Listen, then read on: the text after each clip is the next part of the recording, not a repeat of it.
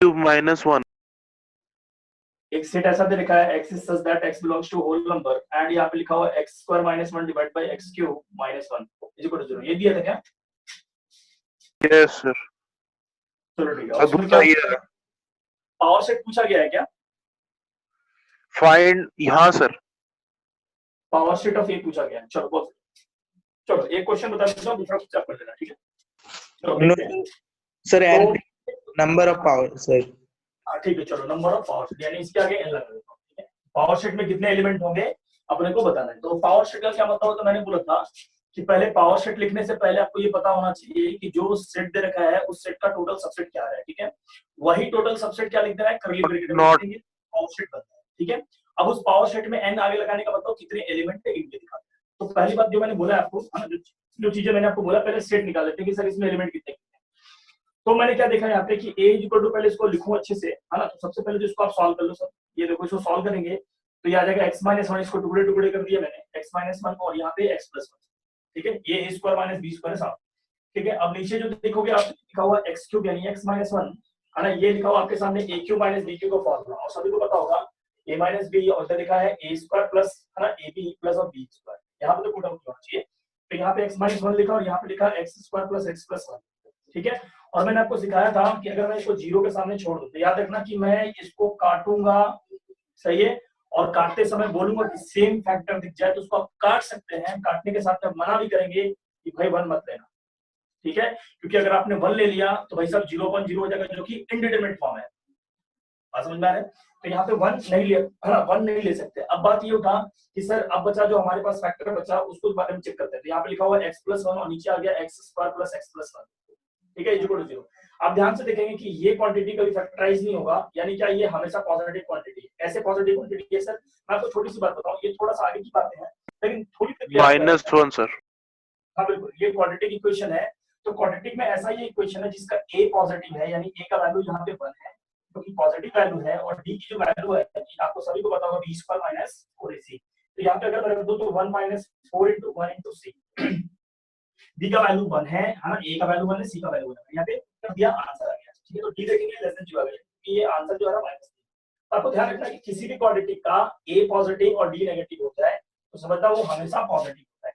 Repeat कर रहा हूं, किसी भी क्वाड्रेटिक का a पॉजिटिव b नेगेटिव तो हमेशा पॉजिटिव होता है। तो अब ये पॉजिटिव हमेशा का मतलब क्या है, इसके कोई रूट्स होंगे क्या? रियल रूट्स नहीं होंगे। रूट्स कैसे नहीं होंगे? रियल रूट्स नहीं होंगे, ठीक है? तो इसका मतलब है इसको इधर मल्टीप्लाई कर सकते हो। फाइनली क्या बचा, इसलिए इसके सामने लिख रहा हूं x + 1 = 0 और x = यानी आपके सामने क्या कहा जा रहा है कि सर x का वो वैल्यू दो जो होल नंबर चाहिए। तो सेट a में अगर आप जाएंगे तो सेट में भाई साहब कुछ नहीं मिला, क्योंकि x = यहाँ पे जो वैल्यू आ रहा है वो -1 है और मेरे को चाहिए होल, ठीक है? तो होल नंबर तो मिला नहीं, तो सेट a में क्या बचा? कुछ भी नहीं, यानी कितने एलिमेंट है इसमें? 0। इसका सबसेट कौन-कौन सा होगा? मैं इसका अगर सबसेट लिखूं, है ना, इसके सबसेट लिखूंगा, इसके सबसेट आ गए, केवल और केवल एक आएगा, वो है 5। सही है? आपको बताया था पिछले क्लास में कि सारे सेट का एक सबसेट जरूर होता है, उसका नाम है 5, ठीक है? तो ये सबसेट आ गया इसका 5। अब मेरे को पावर सेट चाहिए, तो पावर सेट ए क्या होता है कि सर जितने भी सबसेट आए हैं इस सेट के वो आप लिख दो, ये लो सर यहाँ पे, ठीक है? तो sir number of element in power set क्या है? तो सीधा सीधा दिखता है सर कि इस पावर सेट में कितने एलिमेंट है? मात्र 1, ठीक है? तो डाउट है तो पूछो इसमें। सर वहाँ पे x = -1 आया तो यहाँ पे a नल कैसे हो गया? अच्छा देखो एक मिनट, यहाँ पे आपको x कैसा चाहिए? होल नंबर, ठीक है। ठीक है, तो x = होल नंबर चाहिए और आपको सामने वाला क्या दे रहा है? -1 is not a whole number, it is an integer, ठीक है? बट होल नंबर नहीं है। तो होल नंबर जब है ही नहीं तो हमारे सेट में कितने एलिमेंट होंगे? कुछ भी नहीं, कुछ भी नहीं मिले तो उसके, है ना, उसका सबसेट क्या लिखेंगे हम? 5। और उस सबसेट का 5 का क्या लेना है? पावर सेट यानी एक एलिमेंट आया और उस पावर सेट में कितने एलिमेंट है? वो एक, ठीक है? तो दूसरा क्वेश्चन मैं आप पे छोड़ता हूँ, वो जरूर आप कर लेंगे, ठीक है? चलो हम लोग आगे फर्दर बढ़ते हैं। सर x² + x + 1 का सर कोई मतलब थोड़ा सा समझा दीजिए सर, वो वाला केस। मैं इसको रब करता हूँ, मैं उसी पे डिटेल में बात कर लेता हूँ।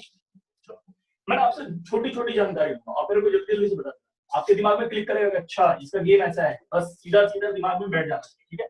और आपको इसको ध्यान में भी रखना है। जैसे एक छोटा सा चीज पूछता हूँ आपके सामने, है ना? तो आप इसको कॉपी में रिमार्क में भी लिख देंगे ताकि आपको याद है ना?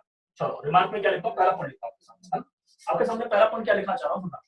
मैं आपके सामने लिख रहा हूँ कि x square is equal to 0। क्या ये पॉसिबल है? No sir. अरे हाँ पॉसिबल है, एक्स इक्वल टू 0 रखो, सर 0 देगा। 0 होगा सर वैल्यू एक्स का। सही है ना? मतलब 0 होगा सर।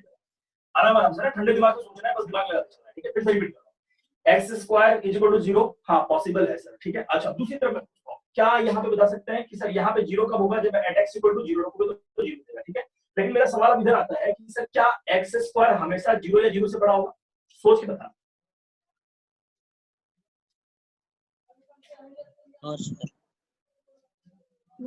रिपीट कर रहा नो हूँ, सर।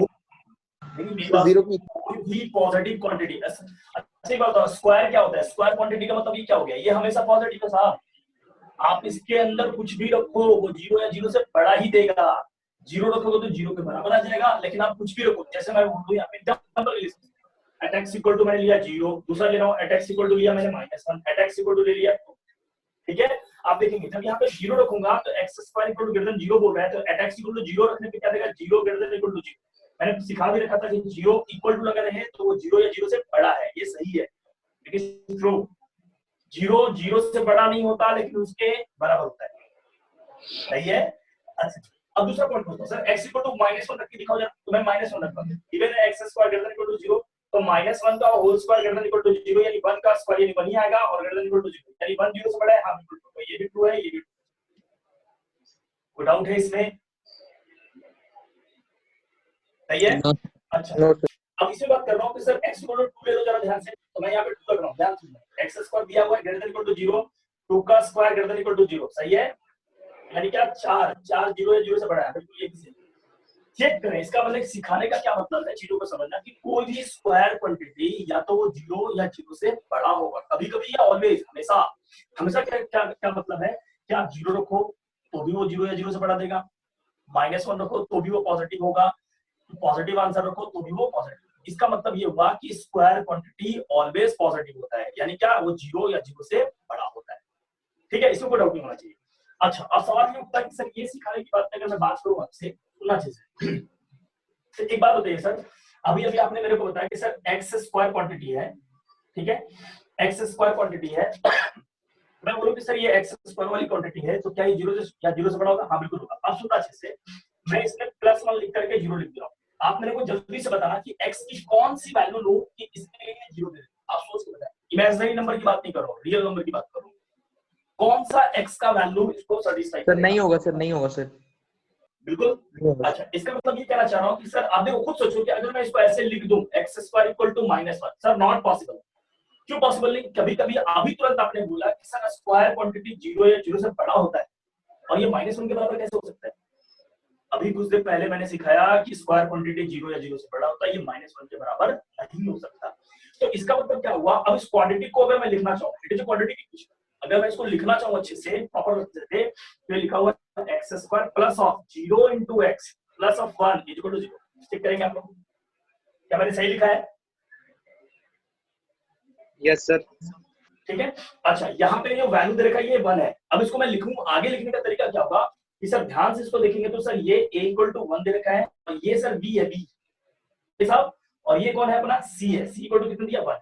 और अभी अभी कुछ देर पहले सिखाया था मैंने कि सर किसी भी क्वाड्रेटिक इक्वेशन, ये क्वाड्रेटिक इक्वेशन है साहब, किसी भी क्वाड्रेटिक इक्वेशन में आपको चेक करना a का वैल्यू कितना आ गया 1, क्या ये पॉजिटिव है? हाँ पॉजिटिव है, सही है। अच्छा अब अपने को चेक करना d का नाम बाबा, इसको बोलते हैं डिस्क्रिमिनेंट। डिस्क्रिमिनेंट का मतलब क्या हो गया? b square minus 4ac। इसका वैल्यू रखेंगे हम लोग जल्दी से फटाक से, तो b का वैल्यू कितना देखा? 0, यानी 0 का स्क्वायर 0 माइनस 4 into a का वैल्यू 1 है, c का वैल्यू 1 है, तो हमारा तो d का जो वैल्यू आ गया यहाँ से -4। सर ये -4 क्या है? लेस देन 0 है।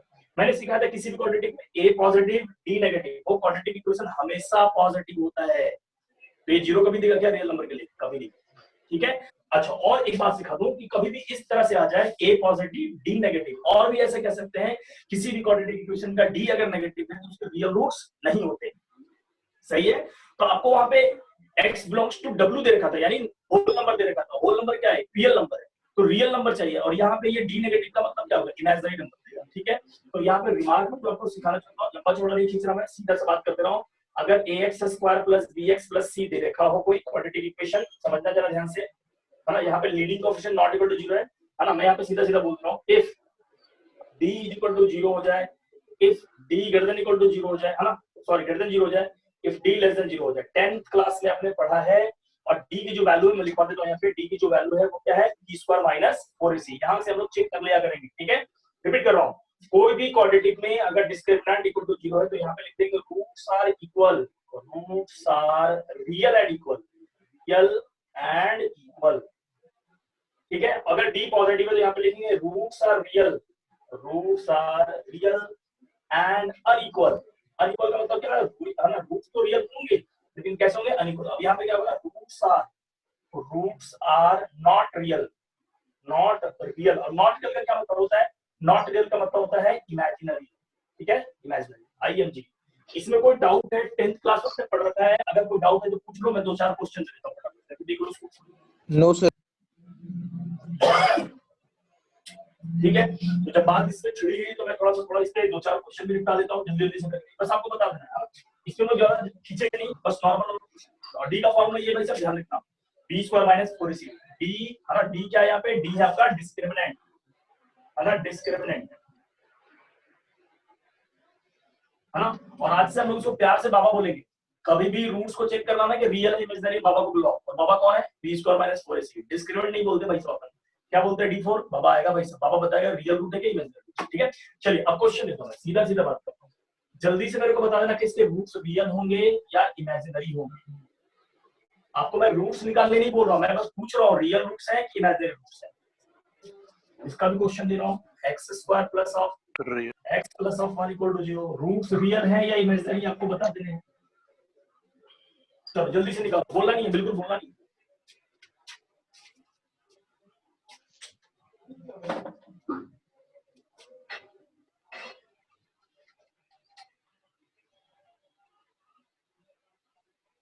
सर फर्स्ट सर रियल है और लास्ट का 2 सर इमेजिनरी है। बहुत बढ़िया, पहला रियल है सर और उसके बाद वाला इमेजिनरी। बहुत बढ़िया। चलो तो यहाँ पे अपन डी निकाल लेते हैं, डी यानी बाबा इसको बताएगा भाई साहब, डी का मतलब बी है, यहाँ पे बी का वैल्यू कितना देगा, -4 का होल स्क्वायर, -4 इंटू ए का वैल्यू 1 है, इंटू सी का वैल्यू 3 है, तो यहाँ पे देखेंगे 16 - 12 ऊपर पावर आ गया 4। भैया ये रियल आ रहा है, पॉजिटिव आ रहा है, पॉजिटिव आने का मतलब इस केस में roots are real and unequal, equal, ठीक है। तो यहाँ पे देखते हैं डी निकालने के लिए, यहाँ पे लिखूंगा बी स्क्वायर की जगह पे 1, यहाँ पे 1 है, 1 स्क्वायर -4 इंटू 1 इंटू 1 यानी 4ac, क्या गया -3, ये लेस देन, कौन सा केस चला गया, नीचे वाला, रूट्स आर नॉट रियल मतलब इमेजिनरी। अब यहाँ पे देख लेते हैं डी का वैल्यू कितना आएगा, है ना, बी स्क्वायर -1 का स्क्वायर -4 इंटू 1 इंटू यानी ये भी कितना गया -3, ये भी कैसा गया, लेस देन, यानी कैसा रूट्स है इसका, इमेजिनरी है, ठीक है। बहुत सारे का आंसर सही आ गया। चलिए अब आगे बात करते हैं, इसको थोड़ा स्क्रीनशॉट चाहे तो ले ले, अदरवाइज आगे बढ़ते हैं हम लोग, ठीक है। चलो भाई बात करते हैं लोग इस पे। तो हमने अभी भी थोड़ा थोड़ा पावर सेट के बारे में पढ़ा है, छोटा छोटा सा, तो एक छोटी सी बात मैं आपसे कह दूं,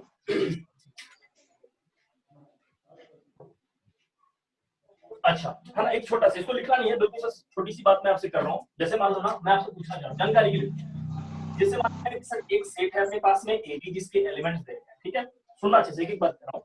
अच्छा तो अगर मैं बोलूं कि नंबर ऑफ एलिमेंट इन कितना है सर सेट ए में, तो नंबर ऑफ एलिमेंट कितना है सेट ए में, 4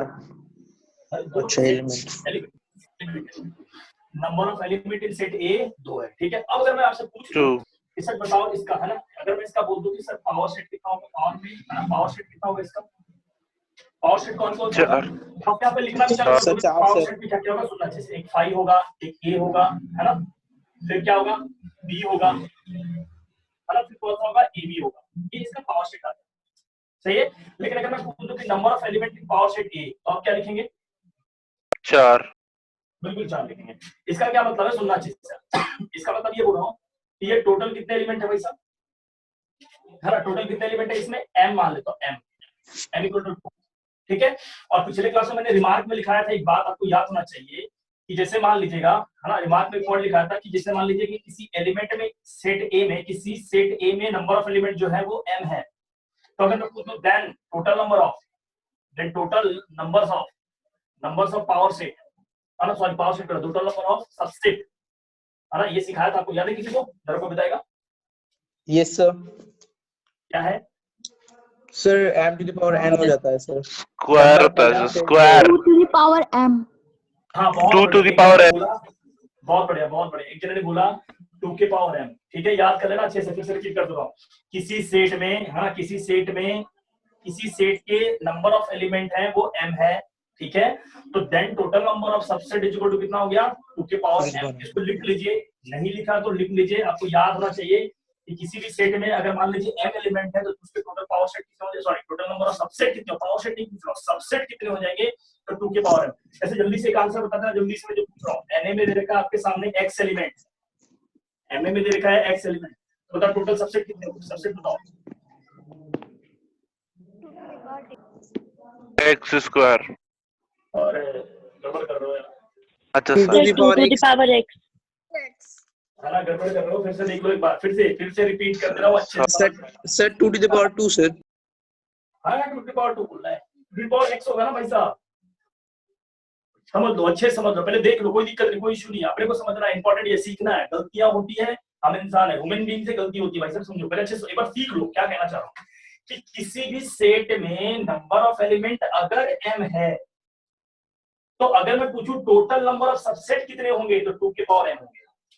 अब क्या पूछा मैंने क्वेश्चन, सेट A में कितने एलिमेंट दिया x, तो बोला सबसेट बता, तो सिंपल 2 के पावर x, सही है, ठीक है, चलो एक मौका और देता हूं, है ना, आप लोगों ने तो गड़बड़ कर दिया है। अच्छा चलो मान लो कि मैं एक एलिमेंट दे रहा हूं आपके सामने, है ना, -1 0 1, ठीक है, ये सेट है भाई साहब, सबसेट बता total. 2 to the power 3 8 sir. 2 to the power 3 sir. बहुत बढ़िया, चलो ये तो समझ में आ गया। अब चलो, अगर ये समझ में आ गया तो रिमार्क में मैंने फिर से लिखवा दिया, आपको ध्यान में रखना जरूर इस बात को कि अगर किसी सेट में नंबर ऑफ एलिमेंट m है तो टोटल नंबर ऑफ सबसेट क्या हो जाएगा, 2 के पावर m, ठीक है। अब एक क्वेश्चन देता हूं, जल्दी से ट्राई करना, ठीक है, मैं बोर्ड पे लिख देता हूं, देखते हैं कौन बनाता है इस क्वेश्चन को। बहुत ही सिंपल सा क्वेश्चन है भाई, है ना, उम्मीद करूंगा कि ये क्वेश्चन आपसे बन जाएगा। सर एक क्वेश्चन था। ठीक है, मैं ले लेता हूं आपका क्वेश्चन, ये क्वेश्चन करो, फिर मैं आपका क्वेश्चन ले लेता हूं, ठीक है। मैं ये क्वेश्चन देता हूं, वो आराम से पूछ लेना, मैं बता दूंगा, ठीक है, मैं यही कहूँ। चलिए एक क्वेश्चन पहले लिख देता हूं बोर्ड पे, जल्दी से क्वेश्चन करना, देखो जरा ध्यान से, क्वेश्चन क्या है ना, to finite set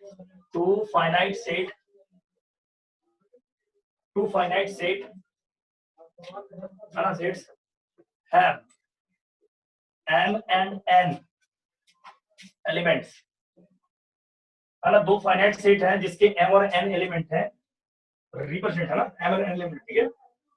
the total number of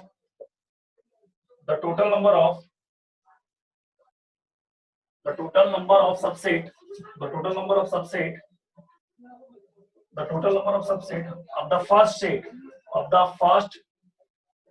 of the first set is 56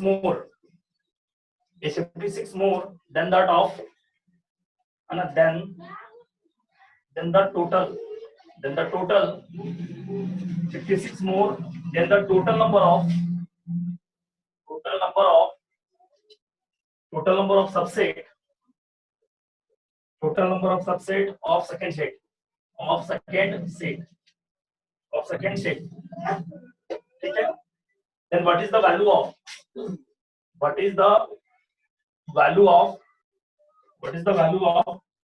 m and n। चलिए सिंपल सा क्वेश्चन दिया आपको,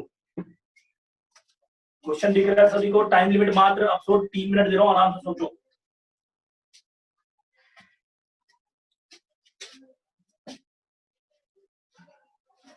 है ना, क्वेश्चन मैं रिपीट करते रहा हूं, पढ़ दे रहा हूं। दो फाइनाइट सेट है भाई साहब, दो फाइनाइट सेट का मतलब क्या होता है कि नंबर ऑफ एलिमेंट गिने नहीं जा सकते हैं, ठीक है। इनफाइनाइट का मतलब एलिमेंट गिने नहीं जा सकते हैं। फाइनाइट सेट दिया है तो पहले सेट में m एलिमेंट है, दूसरे सेट में n एलिमेंट है। उसके बाद बोल रहा है कि the total number of subset of first set, तो जो पहले का सबसेट है टोटल नंबर ऑफ, है ना, वो 56 मोर है, किससे ज्यादा है, 56 मोर है सेकंड सेट से।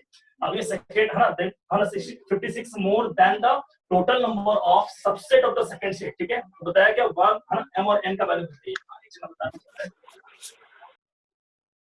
बहुत बढ़िया इक्वेशन लिखा आपने, बहुत बढ़िया, लेकिन बस वही है कि उसको अच्छे से सॉल्व करो। पहला इक्वेशन सही लिखा, 2 के पावर m = 2 के पावर n + 56, नीचे वाला गलत है, उसको अच्छे से सॉल्व करो।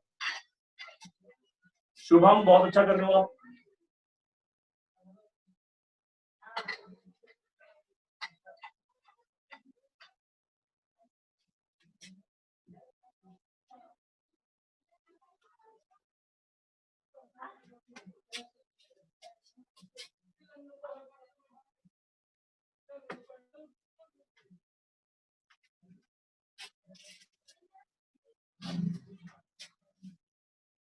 चलिए ज्यादा नहीं, ज्यादा टाइम लेते हुए नहीं करना है, आराम से जल्दी से सॉल्व करना है।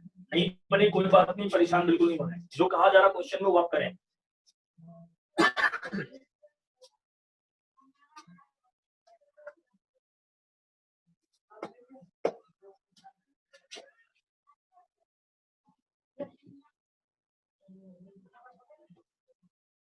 ठीक है चलो, हाँ मैं इसको मिटा रहा हूँ, जो क्वेश्चन दिया है वो आपने लिख लिया होगा, क्वेश्चन का मीनिंग समझते हैं। ठीक है, जरा ध्यान से देखता हूँ मैं इधर साइड में ना, चलो बोर्ड पे ध्यान देना सभी लोग, जिनसे आ गया आंसर बहुत अच्छा, जिनसे नहीं आया बस सीखेंगे, बहुत अच्छे सीखेंगे, कोई दिक्कत नहीं है। नेक्स्ट क्वेश्चन दूंगा, आप ट्राई करना।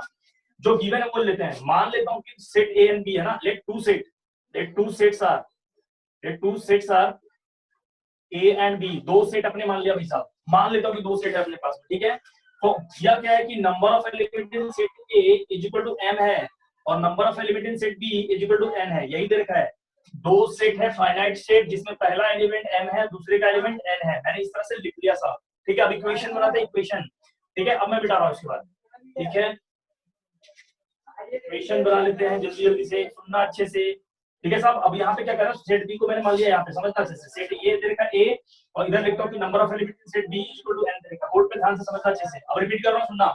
कितनों को पता है कि सर अगर किसी ए है ना, किसी सेट का नंबर ऑफ एलिमेंट m है, तो उसके टोटल सबसेट कितने आएंगे? टोटल सबसेट कितना आएंगे? 2 के पावर m, है ना। अच्छा, और यहाँ पे लिखता हूँ then total number of subset, इसका भी टोटल सबसेट कितना आएगा? टोटल सबसेट इसका आ जाएगा 2 के पावर n, सही है। अच्छा, ये मैंने क्वेश्चन के पहले पार्ट से कलेक्ट कर लिया। ठीक है, अब बताओ गिवन है, अकॉर्डिंग टू क्वेश्चन यहाँ लिख रहा हूँ, अकॉर्डिंग टू क्वेश्चन, है ना, अकॉर्डिंग टू क्वेश्चन, ध्यान समझना।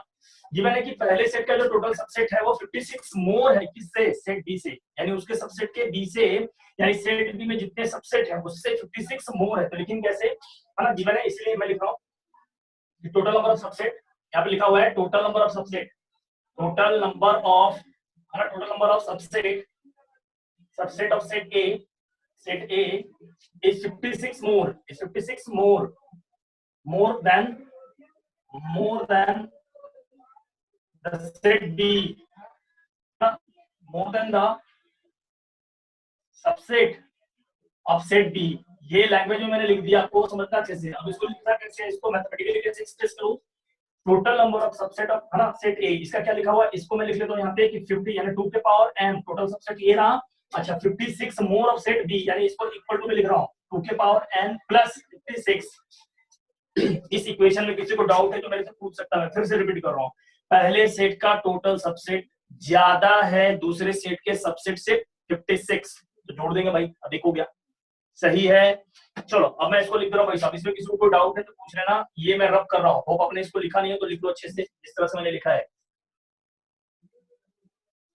ठीक है, चलो स्क्रीनशॉट जरूर ले लेना, मैं इसको मिटा रहा हूँ। अब बात करते हैं सर ये मैथमेटिकली क्वेश्चन को कैसे सॉल्व किया जाए।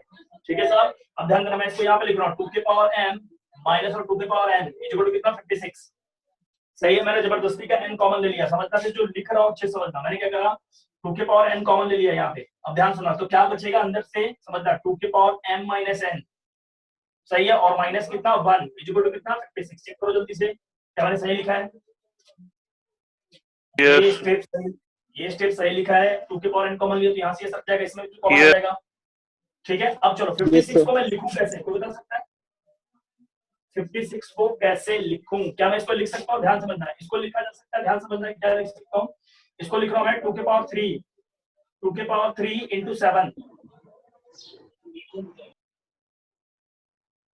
सही है, यस सर, है ना, 2 के पावर 3 into 7, बहुत स्मार्टली वर्क कर रहा हूँ, सुनना। अब दोनों साइड LHS और RHS मैथमेटिकली इक्वली कह रहा है, क्योंकि सर LHS का पार्ट और RHS का पार्ट बराबर होना चाहिए। अब ध्यान से कैसे कंपेयर कर रहा हूँ, इसको इससे कंपेयर कर दिया और इसको इससे कंपेयर कर दिया। ठीक है, तो क्या मिल रहा है समझना अच्छे से, यहाँ पे लिख रहा हूँ 2 के पावर n इक्वल टू कितना? 2 के पावर 3, सही है साहब। और दूसरे स्टेप में क्या लिखूंगा 2 के power m minus n minus 1 is equal to 7। तो यहां से n इक्वल टू कितना आ गया 3, किसी को डाउट नहीं होना चाहिए, ठीक है। और यहाँ पे क्या लिख रहा हूँ 2 के पावर m का वैल्यू कितना गया, सॉरी n का वैल्यू 3 आ गया, तो यहाँ रख दे रहा हूँ मैं 2 के पावर, पहले इसको ऐसे लिख लेता हूँ 2 के power m minus n is equal to minus 1 उधर जाएगा तो 8, ठीक है। तो इसको लिख रहा हूँ 2 के power m minus n is equal to 2 के पावर 3, तो यहाँ से भी कितना आ गया m minus n is equal to 3, सही है साहब। तो यहाँ पे m और n का वैल्यू कितना है 3, तो माइनस 3 बराबर 3, तो m का वैल्यू कितना आ गया 6, इसलिए मैं बोल सकता हूँ m का वैल्यू आ गया 6 और n का वैल्यू आ गया 3। कॉपी कर लीजिए, कोई डाउट है तो पूछ लो, ठीक है। No sir. होप आपको थोड़ा सा क्वेश्चन में है ना समझ आया होगा कहां से इस तरह के क्वेश्चन को कैसे टैकल करना है, ठीक है। मैं एक क्वेश्चन और देता हूं आपको, इसको लिख लीजिए।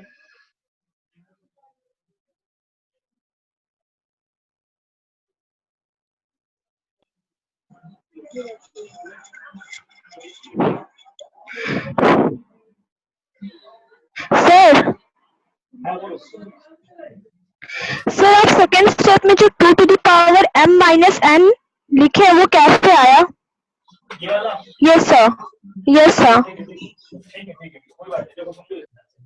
अगर मैं बोलूँ यहाँ पे जो लिखा हुआ है 2 के, इस स्टेप से मैं बात कर लेता हूँ, ठीक है। 2 के पावर m माइनस और 2 के power n is equal to 56 देगा, ठीक है ना। चलो ध्यान समझ अच्छे से, मैं क्या कर रहा हूँ इसमें से 2 के पावर n कॉमन ले रहा हूँ। कॉमन कैसे लेना, और वो करना क्या है, जहां से भी जो कॉमन लेते हैं पावर वहां पे उसमें से भी कॉमन आ जाता है, लेकिन सर इसके पास तो कॉमन है ही नहीं। जब कॉमन यस सर। कॉमन उसमें है ही तो मैं इसमें सब्ट्रैक्ट कर दूंगा उसका पावर, ध्यान समझना। फिर लिखूंगा -1। अब देखो जरा ध्यान से, इसको जब मल्टीप्लाई करो तब वापस से ये फॉर्म जब यहाँ पे चेक कर लेते हैं, तो 2 के पावर n है ना, यहाँ पे मल्टीप्लाई करो सुना, इनटू 2 के पावर m माइनस n, फिर ये जब अंदर जाएगा तो कितना आएगा माइनस और 2 के पावर n, सही है। अच्छा इन दोनों का बेस, यस सर। इन दोनों का बेस सेम है तो पावर क्या हो जाएगा, जुड़ जाएगा। तो मैं इसको लिखूंगा 2 के पावर m सॉरी 2 के power n plus of m minus n, और यहाँ माइनस तो 2 के पावर n चली रहा है, देखना ये n से n कर दिया, बचा क्या 2 के पावर n, सही है। Yes sir. चलिए तो ये आपको मैंने बता दिया, यहाँ तक में कोई डाउट नहीं होना चाहिए आपको। फिर भी अगर डाउट है तो मेरे से पूछ लें आप। चलो तो अब हम लोग थोड़ा चैप्टर को और आगे लीड करते हैं, जहां तक हमने पढ़ लिया उससे आगे थोड़ा और बात करते हैं, लेकिन पढ़ने से पहले सर मेरा एक क्वेश्चन था।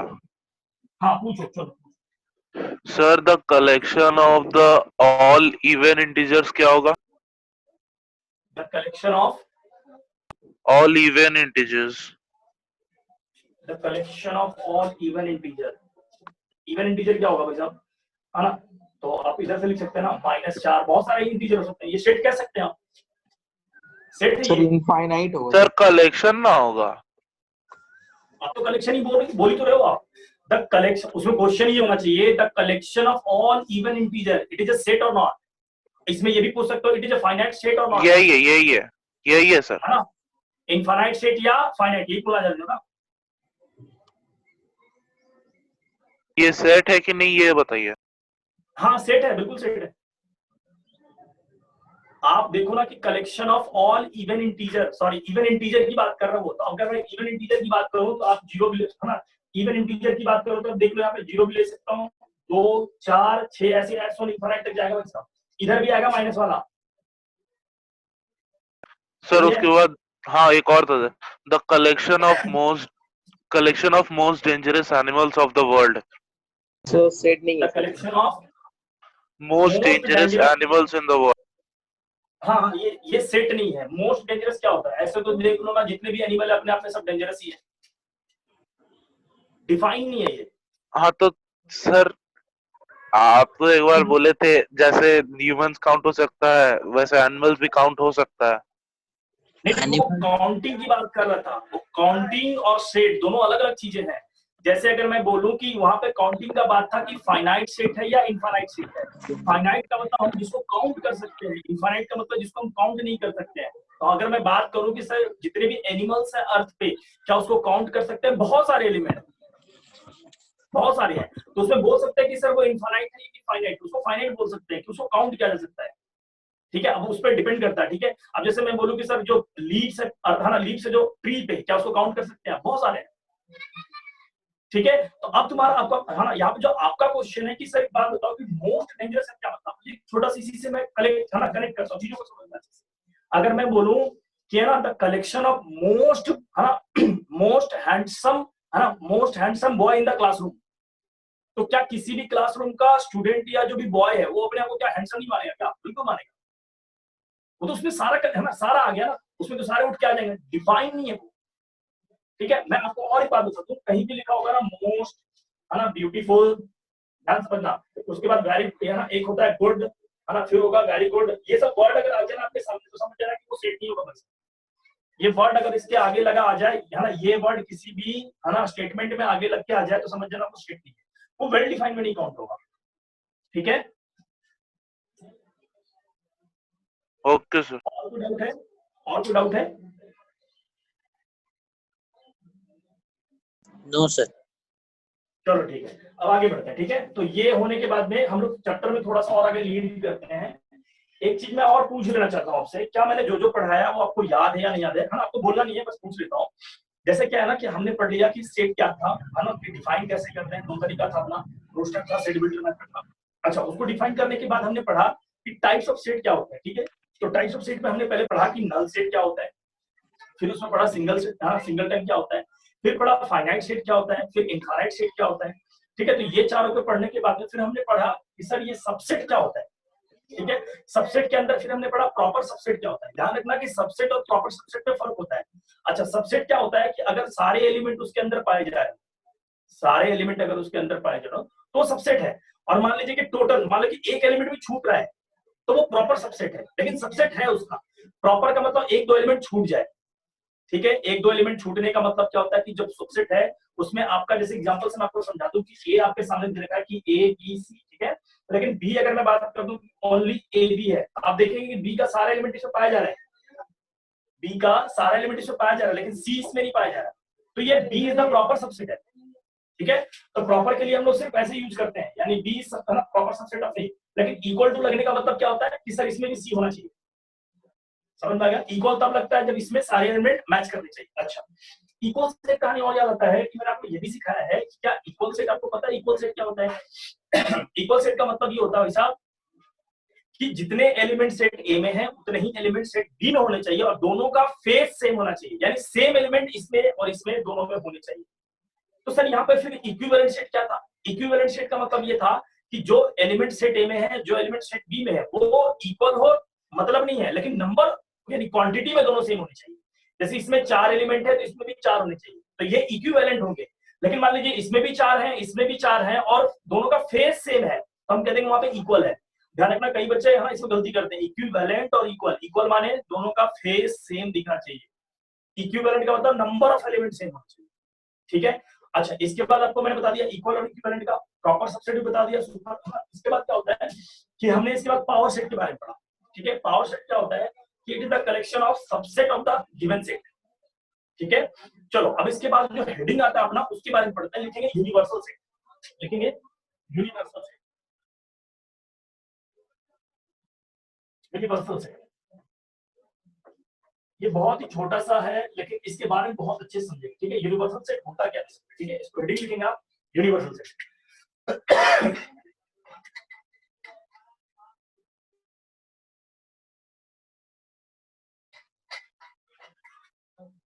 चलो समझते हैं यूनिवर्सल सेट क्या है, बहुत अच्छे समझते हैं, बहुत ही बेसिक सा। अच्छा, अब यूनिवर्सल सेट है क्या समझते हैं, है ना? लोगों ने इसको सोचा कैसे, एक बात पूछना चाहता हूँ। यूनिवर्सल सेट का मतलब ये है, लोगों ने ऐसा सोचा कि सर यूनिवर्सल सेट का मतलब वो सेट कहलाएगा जिसमें सारे सेट के एलिमेंट पाए जाए। रिपीट कर रहा हूँ, यूनिवर्सल सेट का मतलब क्या है कि जिसमें सारे सेट का, है ना, जितने भी सेट है सारे सेट का एलिमेंट पाया जाए। रिस्पेक्टिवली बात करेंगे कि जैसे मान लीजिए आप नंबर की बात कर रहे हैं, तो छोटे छोटे टुकड़े में उसको डिस्ट्रीब्यूट कर दो, तो डिस्ट्रीब्यूट करने के बाद में आप देखेंगे कि जितने भी डिस्ट्रीब्यूट करा है अपने सेट को, उस सारे सेट के एलिमेंट वो यूनिवर्सल सेट में पाए जाएंगे। सर और थोड़ा टेक्निकली बात करते हैं, थोड़ा एग्जांपल समझते हैं। जैसे मैं बात करूं, सेट है या नहीं आपको बताना है। क्या ये जितने भी इंडिया में स्टेट है क्या वो सेट है या नहीं है, बताया जरा। Yes sir. Yes sir. ठीक है, यानी क्या कि स्टेट ऑफ इंडिया, है ना, state of India is a set.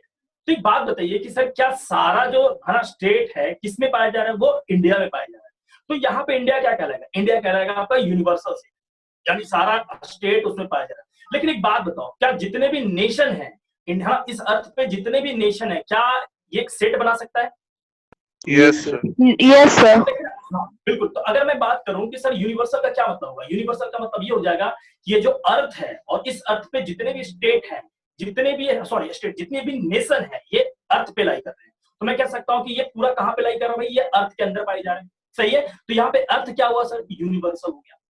सही है। तो सर यहाँ पे जितने भी नेशन है वो क्या हो गया, उसका सबसेट हो गया।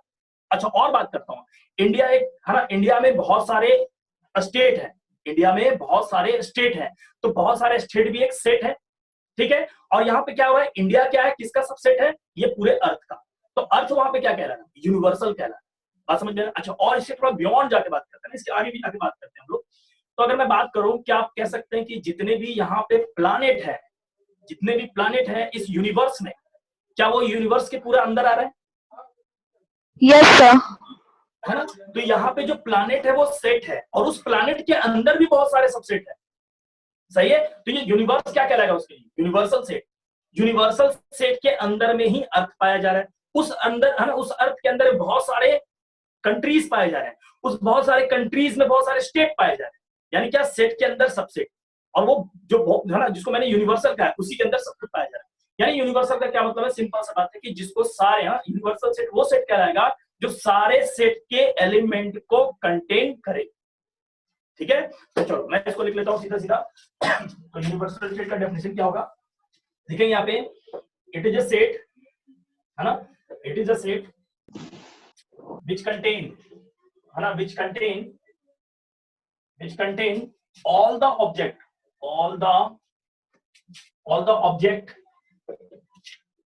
slash, है ना, ऑब्जेक्ट या एलिमेंट, है ना, all the object or element of the given sets। ठीक है। मैंने एक सेट का बात नहीं करा, बहुत सारे सेट इसमें ले लिया, इसलिए मैंने सेट्स लिख दिया। लिख लीजिए, it is a set which contain all the element of the given sets, है ना। और यहाँ पे लिख सकते हैं also, है ना, यहाँ पे लिख सकते हैं also sets are the subset of universal set। याद रखेंगे कि जितने भी सेट होगा वो यूनिवर्सल सेट का क्या कहलाएगा, सबसेट कहलाएगा। अच्छा इसमें पॉइंट नंबर 1 लिख लेंगे कि universal set represented by you, है ना, कैपिटल यू से हम लोग इसको दिखाएंगे। याद रखेंगे कि universal set represented by capital you. आप इसको जल्दी से लिखें।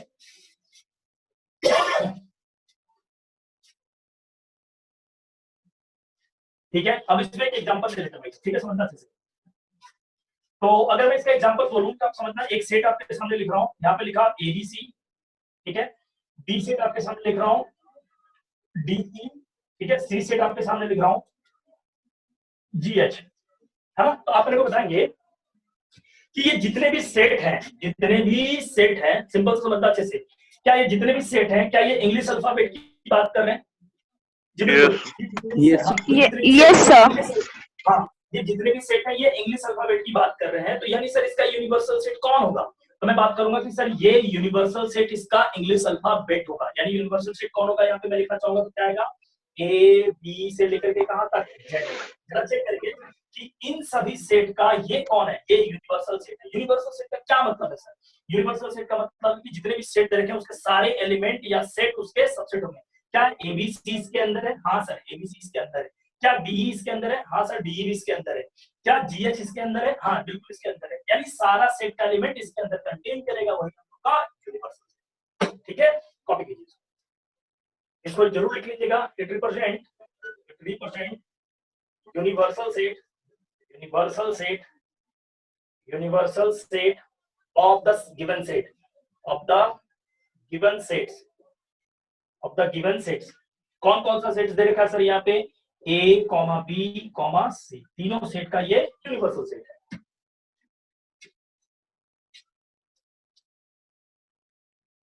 सर एक डाउट था, हाँ पूछो। सर अगर कोई ऐसा सेट हो कि उसमें A B C D E G H हो और तो उसको यूनिवर्सल सेट कहेंगे ये सब का? फिर से जरा रिपीट करेंगे आप, बीच में आपका वॉइस ब्रेक हो गया, फिर से रिपीट करेंगे। Sir A B C D E G H जो आप एलिमेंट्स लिखे हैं वो सब में, अगर ठीक है। वो एक अलग सेट में आ जाए तो वो बाकी सारा का यूनिवर्सल सेट कहलाएगा? मतलब मान लीजिए कि ये एबीसीडी जो भी दे रखा है मैंने, और ये किसी दूसरे में आके पाया जाए, यस सर। ये कहना चाह रहे हैं? हाँ Yes, बिल्कुल sir. बिल्कुल, हम कह सकते हैं, बिल्कुल कह सकते हैं उसको कि सारे एलिमेंट उसमें पाए जा रहे हैं। हम वहां पे उसको सबसेट भी, यानी कह सकते हैं ना कि हम लोग वहां पे सबसेट भी कह सकते हैं कि ये सारे सेट उसके सबसेट है। यूनिवर्सल का Yes, क्या sir. मतलब होता है? सिंपल सा लॉजिक समझो कि जिसके सारे एलिमेंट उसमें कंटेन करें। ठीक है, अच्छा एक मिनट बात बताना, जल्दी से बताना, सभी लोग सोच के बताना कि अगर मैं बात करूं कि सर 1 से लेकर के 10 तक मैंने नंबर लिख दिए, तो क्या ये नेचुरल नंबर है? Yes sir. तो मेरे को जल्दी से बताना कि अगर 1 से लेकर के मैंने 10 तक नेचुरल नंबर लिख दिया, तो बता सकते हैं कि इसका यूनिवर्सल सेट कौन रहा होगा? Sir natural number sir, sir natural number. Real numbers. बिल्कुल, यानी क्या, हाँ बिल्कुल, यहाँ पे कह सकते हैं कि सर यूनिवर्सल सेट इन नंबरों का क्या कहलाएगा? Set of natural number.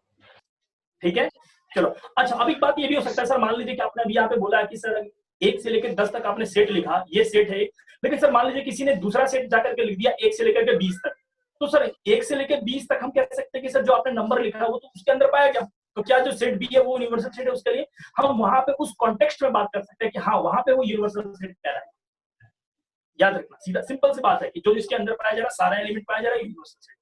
अब क्या होता है ना कि कई जगह पे जो क्वेश्चन हम लोग लेंगे वेन डायग्राम में, तो वेन डायग्राम में पूरा क्लियर लिखेंगे कि जैसे मान लीजिए कि 2-3 सेट दे रखा है, 3 सेट में मैंने क्या करा, एक सेट में 1 2 लिखा, दूसरे सेट में 3 4, तीसरे 4 में है ना 5 6 लिख दिया, और मैंने उसको वेन डायग्राम में रिप्रेजेंट करना चाहता हूं। तो वेन डायग्राम में क्या होता है ना, यूनिवर्सल सेट का कैसे यूज करते हैं, है ना, वहां पे वेन डायग्राम में यूनिवर्सल सेट को लेते क्या है वो इंपॉर्टेंट है कि वहां पे कैसे उसको कॉन्टेक्स्ट में बात करेंगे, है ना, उसके संदर्भ में कैसे बात करेंगे वहां पे ध्यान देंगे। लेकिन फिलहाल के लिए यूनिवर्सल सेट को दिमाग में रखना है कि जिसमें सारे सेट का एलिमेंट पाया जाए वो यूनिवर्सल है। लेकिन पर्टिकुलर अगर आपसे कोई बात करे कि बताइए कि 1 से 10 तक मैंने नेचुरल नंबर लिखा है, तो इसका यूनिवर्सल सेट कौन होगा? तो सेट ऑफ नेचुरल नंबर। अगर मान लीजिए सेट मैंने लिख दिया एबीसी, तो बताइए इसका यूनिवर्सल सेट कौन होगा? ए से लेकर के जेड। ठीक है, चलिए अब बात करते हैं वेन डायग्राम। तो यूनिवर्सल सेट आपने थोड़ा सा समझ लिया कि यूनिवर्सल सेट का मतलब होता है सर कि सारे, है ना, जो सारा एलिमेंट कंटेन करे। चलिए बात कर लेते हैं। देखिए, तो बहुत अच्छे से समझना कि वेन डायग्राम क्या है, बेसिकली समझते हैं वेन डायग्राम है क्या, ठीक है ना। इसके बाद जो इंपॉर्टेंट आता है, इसी के बाद हम लोग ध्यान रखेंगे अच्छे से कि वेन डायग्राम से बहुत कुछ चीजें, है ना, चीज क्लियर होगा, समझना अच्छे से। तो पहले लिखेंगे, हेडिंग लिख लेते हैं वेन डायग्राम, है वेन डायग्राम, वेन डायग्राम, ठीक है। सर इंटरवल क्या होता है? क्या कहना चाह रहा हूँ? इंटरवल्स क्या होता है सर? इंटरवल का मतलब ये होता है ना कि किसी दो नंबर के बीच में जितने भी एलिमेंट्स है उसको काउंट करना, वही इंटरवल कहलाता है। जैसे एग्जांपल के लिए बोल दूं आपको कि जैसे मैं बोल दूं ना कि एक लिखा हो 1 से 2, तो 1 से 2 के बीच में जितने भी नंबर्स है ना भाई साहब, इसको इंटरवल कहेंगे। और इसको लिखेंगे कैसे कि x का, ये मान लीजिए जितने भी नंबर्स है वो x की नंबर, x की वैल्यूज है, इसको बोलेंगे x की वैल्यू 1 से लेकर के 2। इंटरवल का मतलब जो आपने पूछा वो है क्या, वो समझ लो। ये दो नंबर के बीच के सारे नंबर्स हैं, उसी को हम लोग इंटरवल कहते हैं। सही है, अभी वो पढ़ेंगे हम लोग, लेटर ऑन पढ़ेंगे, जब इनइक्वालिटी लूंगा मैं वहां पे अच्छे से डिटेल में पढ़ाऊंगा, ठीक है। फिलहाल उसके लिए टेंशन नहीं है। इंटरवल का मतलब सीधा समझो कि किसी भी दो फिक्स नंबर या किसी भी दो नंबर के बीच में जितने भी सारे नंबर्स हैं उसी को हम लोग इंटरवल कहते हैं, ठीक है। चलो ओके बात करते हैं, ठीक है। अच्छा और कोई डाउट है पूछ लो, चलो पूछ लो, आराम से पूछ लो, और कोई डाउट? किसी को और कोई डाउट है? चलिए ठीक है, यहां तक आपने समझ लिया हो, इसके बाद आगे बात करते हैं वेन डायग्राम है क्या बेसिकली, ठीक है। तो इसमें लिख लेते हैं हम लोग, समझना अच्छे से, लिखते हैं वेन डायग्राम है क्या बेसिकली, है ना, यहां समझते हैं। अब वेन डायग्राम लिखते हैं, यहाँ पे डेफिनेशन क्या है इसका समझते हैं। डेफिनेशन समझ लेंगे, फिर मैं आपको समझा दूंगा कि ये है क्या बेसिकली, डेफिनेशन क्या है समझना अच्छे से। लिखेंगे अ Venn diagram, Venn diagram, a when diagram, है ना, ये यहाँ पे लिख लेना अच्छे से। वेन, है ना, Venn diagram is a pictorial, है ना, pictorial representation of states, representation of states, बहुत अच्छे से समझना मैं क्या कह रहा हूँ। Venn diagram is a pictorial representation of set, है ना। कि सर इसमें क्या करते हैं कि सर वेन डायग्राम में क्या करते हैं कि सेट्स को पिक्चर के फॉर्म में दिखाते हैं, सेट्स को पिक्चर के फॉर्म में दिखाते हैं, ठीक है। किसको दिखाते हैं सर, ये नहीं समझना इंपॉर्टेंट है। यहाँ पे लिखते हैं विचार, है ना, विचार रिप्रेजेंटेशन ऑफ, है ना, विच आर यूज्ड, ऐसे लिख लेते हैं, which are used to represent,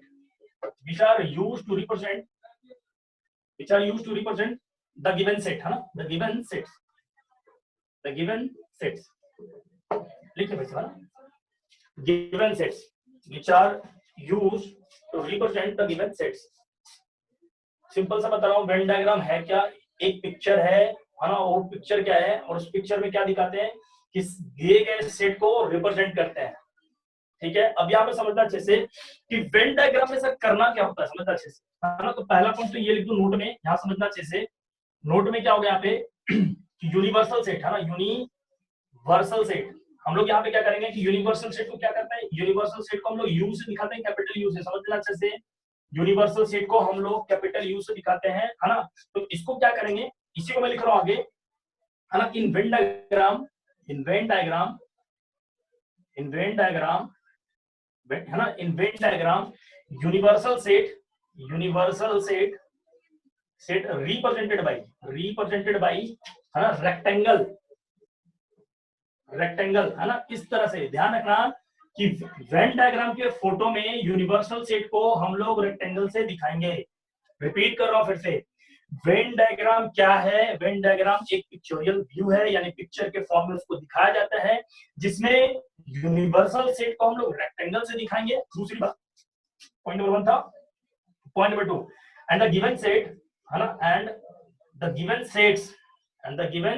sets are represented by है ना सर्कल, यानी जो दिया गया सेट होगा उसको किससे रिप्रेजेंट करेंगे, सर्कल से। पहले इसमें कोई डाउट है तो पूछ लो, मैं सिंपल सा लॉजिक बता रहा हूँ। वेन डायग्राम कुछ भी नहीं भाई साहब, वेन डायग्राम यहाँ पे आपका है ना पिक्चोरियल व्यू है, यानी पिक्चर से उसको दिखाते हैं, जिसमें पिक्चर में क्या होता है सर, पिक्चर में यूनिवर्सल सेट होता है सर। डाउट है किसी को, है ना। तो यूनिवर्सल सेट में क्या होता है, यूनिवर्सल सेट को सर वेन डायग्राम में कैसे दिखाते हैं सर, रेक्टेंगल से। सर सेट को कैसे दिखाते हैं सर, सर्कल से। पहले इसको लिख लीजिए अच्छे से। सर यूनियन सेट और यूनिवर्सल सेट एक ही है ना, यूनियन ऑफ सेट और यूनिवर्सल सेट? नहीं, वो अलग है। आप यूनियन की जो बात कर रहे हैं ना, जो यू लगाते हैं, वो दो सेट के बीच का यूनियन लगाने का तरीका है, यानी यूनियन को दिखाने का तरीका है। Union and universal both are different thing, ठीक है। यू का मतलब यूनिवर्सल, वहां पे हम दिखा रहे हैं। दो सेट के बीच में यू लगा दिया जाए तो वो यूनियन कहलाएगा, यूनिवर्सल नहीं कहलाएगा। एक एक करके आता हूं, आराम से बात करते हैं उससे, ठीक है। फिर से रिपीट कर दे रहा हूं मैं आपके सामने कि वेन डायग्राम में क्या है, पिक्चर, है ना, पिक्चर के फॉर्म में रिप्रेजेंट करेंगे, जिसमें क्या होगा सर, किसको दिखाएंगे सर, सेट्स को दिखाएंगे। हम लोग पिक्चर के फॉर्म में क्यों दिखा रहे हैं, सेट को दिखाने के लिए हम लोग वेन डायग्राम का यूज करते हैं, वो भी कौन सा form, picture form. Picture form में सर यूनिवर्सल को क्या मानेंगे, वहां पे रेक्टेंगल मानेंगे सर, सेट जो देगा उसको क्या मानेंगे, सर्कल मानेंगे, ठीक है। अब समझते हैं अच्छे से, एक एक चीज को समझते हैं, ठीक है। चलिए मैं इसको रफ कर रहा हूं, ठीक है।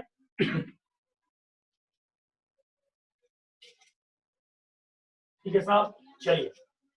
तो अब ये वेन डायग्राम हो गया, अब दिखता कैसे समझना अच्छे से। इस एग्जांपल की दे रहा हूं, तो वेन डायग्राम है ना, examples of Venn diagram, examples of Venn diagram. ये कोई क्वेश्चन नहीं है, बस दिखा रहा हूं आपको कि कैसा कैसा हो सकता है डायग्राम। समझना कि वेन डायग्राम क्या होता है, जैसे समझना कि वेन डायग्राम देखो सर, ये रेक्टेंगल हो गया, ठीक है। और ये जो रेक्टेंगल दे रखा है, इस रेक्टेंगल को हम लोग कौन सा फॉर्म मानेंगे सर, ये अपना यूनिवर्सल सेट कहलाएगा। कभी भी यूनिवर्सल सेट को, है ना, वेन डायग्राम में यू से दिखाते हैं। ध्यान रखना कि वेन डायग्राम का क्या होता है, पिक्चर होता है, उस पिक्चर में यूनिवर्सल सेट को किससे दिखाते हैं, रेक्टेंगल से, ठीक है। और उसको लिखते हैं कैपिटल यू, ठीक है। अब जो सेट्स दे रखे होंगे क्वेश्चन में, उसको किससे दिखाएंगे, सर्कल से। तो देखो कैसे कैसे क्वेश्चन बन सकते हैं। देखो पहला क्वेश्चन कैसा बन सकता है, देखो सर ये सर्कल ए है, ये सेट ए होगा, कोई दूसरा सेट बी होगा। आपको बस बता रहा हूँ कैसे कैसे, इसमें यूनियन इंटरसेक्शन में कुछ नहीं पढ़ा रहा हूँ, बस आपको दिखा रहा हूँ कैसा कैसा पॉइंट आ सकता है। तो पहले तो बता दूं कि सर ये वेन डायग्राम का एग्जांपल है, जिसमें यू आपका रेक्टेंगल हो गया, ठीक है, यानी यूनिवर्सल सेट है। इसको मैं फिर से बता रहा हूँ कि ये कौन है, यूनिवर्सल सेट, ठीक है साहब। अच्छा, तो ये क्या है सर, ये सेट ए है और ये सेट बी है। यहाँ पे रिपीट कर दे रहा हूँ, इस सेट ए, है ना, और यहाँ पे क्या है, सेट बी। तो सेट जो दे रखा होगा उसको हम लोग किससे दिखाते हैं, सर्कल से। तो एक फोटो ऐसा भी हो सकता है, क्या ये हो सकता है क्या सर दूसरा सेट में, बहुत अच्छे समझना। फिर से यहाँ पे मैं ले रहा हूँ एक यूनिवर्सल सेट, क्या ये भी एक हो सकता है, बिल्कुल ये भी हो सकता है, ठीक है। तो ये सेट कैसा होगा, ये सेट ए है और ये सेट बी है। हम लोग इस पे बात बिल्कुल नहीं करेंगे कि कौन यूनियन है, कौन इंटरसेक्शन है, कौन डिसजॉइंट है, कौन कॉम्प्लीमेंट है, मेरे को बात नहीं कर रहा हूँ उस पर, बस दिखा रहा हूँ कैसे कैसे एग्जांपल्स हो सकते हैं। ये भी एक एग्जांपल है कि सर ऐसा भी हो सकता है, ये वेन डायग्राम का एग्जांपल है। सर एक एग्जांपल और ले लेता हूँ, जल्दी से समझना कि सर ये भी एक एग्जांपल हो सकता है, बिल्कुल हो सकता है ना, ये भी एक एग्जांपल है। ये देखो एक सेट ए है और एक सेट बी है, ठीक है। एक एग्जांपल और आपके सामने रख देता हूँ, है ना, इसको भी समझ लीजिएगा। ये भी एक सेट है अपने सामने, ये यहाँ पे तीन सेट है, सेट ए, ये सेट बी, ये सेट सी, सही है। फिर से रिपीट कर दे रहा हूँ कि these are the example of Venn diagram, ठीक है। Venn diagram को क्या मतलब होता है कि सर एक रेक्टेंगल मान लेते हैं, वो यूनिवर्सल सेट होगा अपना, उसमें जो दिया गया सेट है यहाँ पे ये सबको लिख देना। अच्छा, अब जो दिया गया सेट है वो कौन है सर, उसके बारे में एक रिमार्क लिखिए, पहले इसको एग्जांपल में लिख लीजिएगा, फिर बात करते हैं।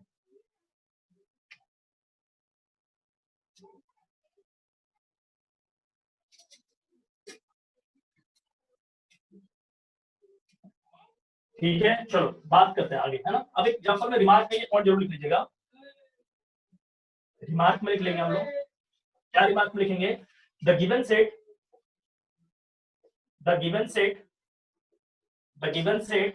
in Venn diagram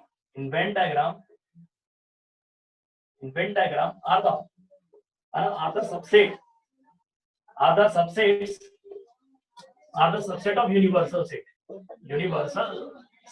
सर ये क्या बता रहा हूँ, ये समझ लिया, सुनना अच्छे से, सिंपल सा लॉजिक बता रहा हूँ। जैसे मान लो ये यूनिवर्सल सेट है और ये दो सेट है आपके पास, तो क्या बता सकते हैं कि अगर ये यूनिवर्सल सेट है तो अगर ये दोनों यूनिवर्सल सेट है तो ये सेट ए है और ये सेट बी है। अच्छा, अब मान लीजिए सर ये यूनिवर्सल सेट है, तो क्या इस यूनिवर्सल सेट के अंदर सेट ए और बी पाया जा रहा है? बस वही मैंने इंग्लिश में लिखा आपके सामने कि the given set in the Venn diagram, है ना, in Venn diagram are the subset of universal set. ये जो दे रखा है ये दोनों सेट यूनिवर्सल सेट का क्या है, सबसेट। यहां तक में कोई डाउट है तो पूछो, अदरवाइज मैं इसके आगे बढ़ता हूँ कि यूनियन क्या होता है, इंटरसेक्शन, ठीक है। किसी को कोई डाउट छोटा सा भी ये नहीं समझ में आया, मैं फिर से रिपीट कर दूंगा।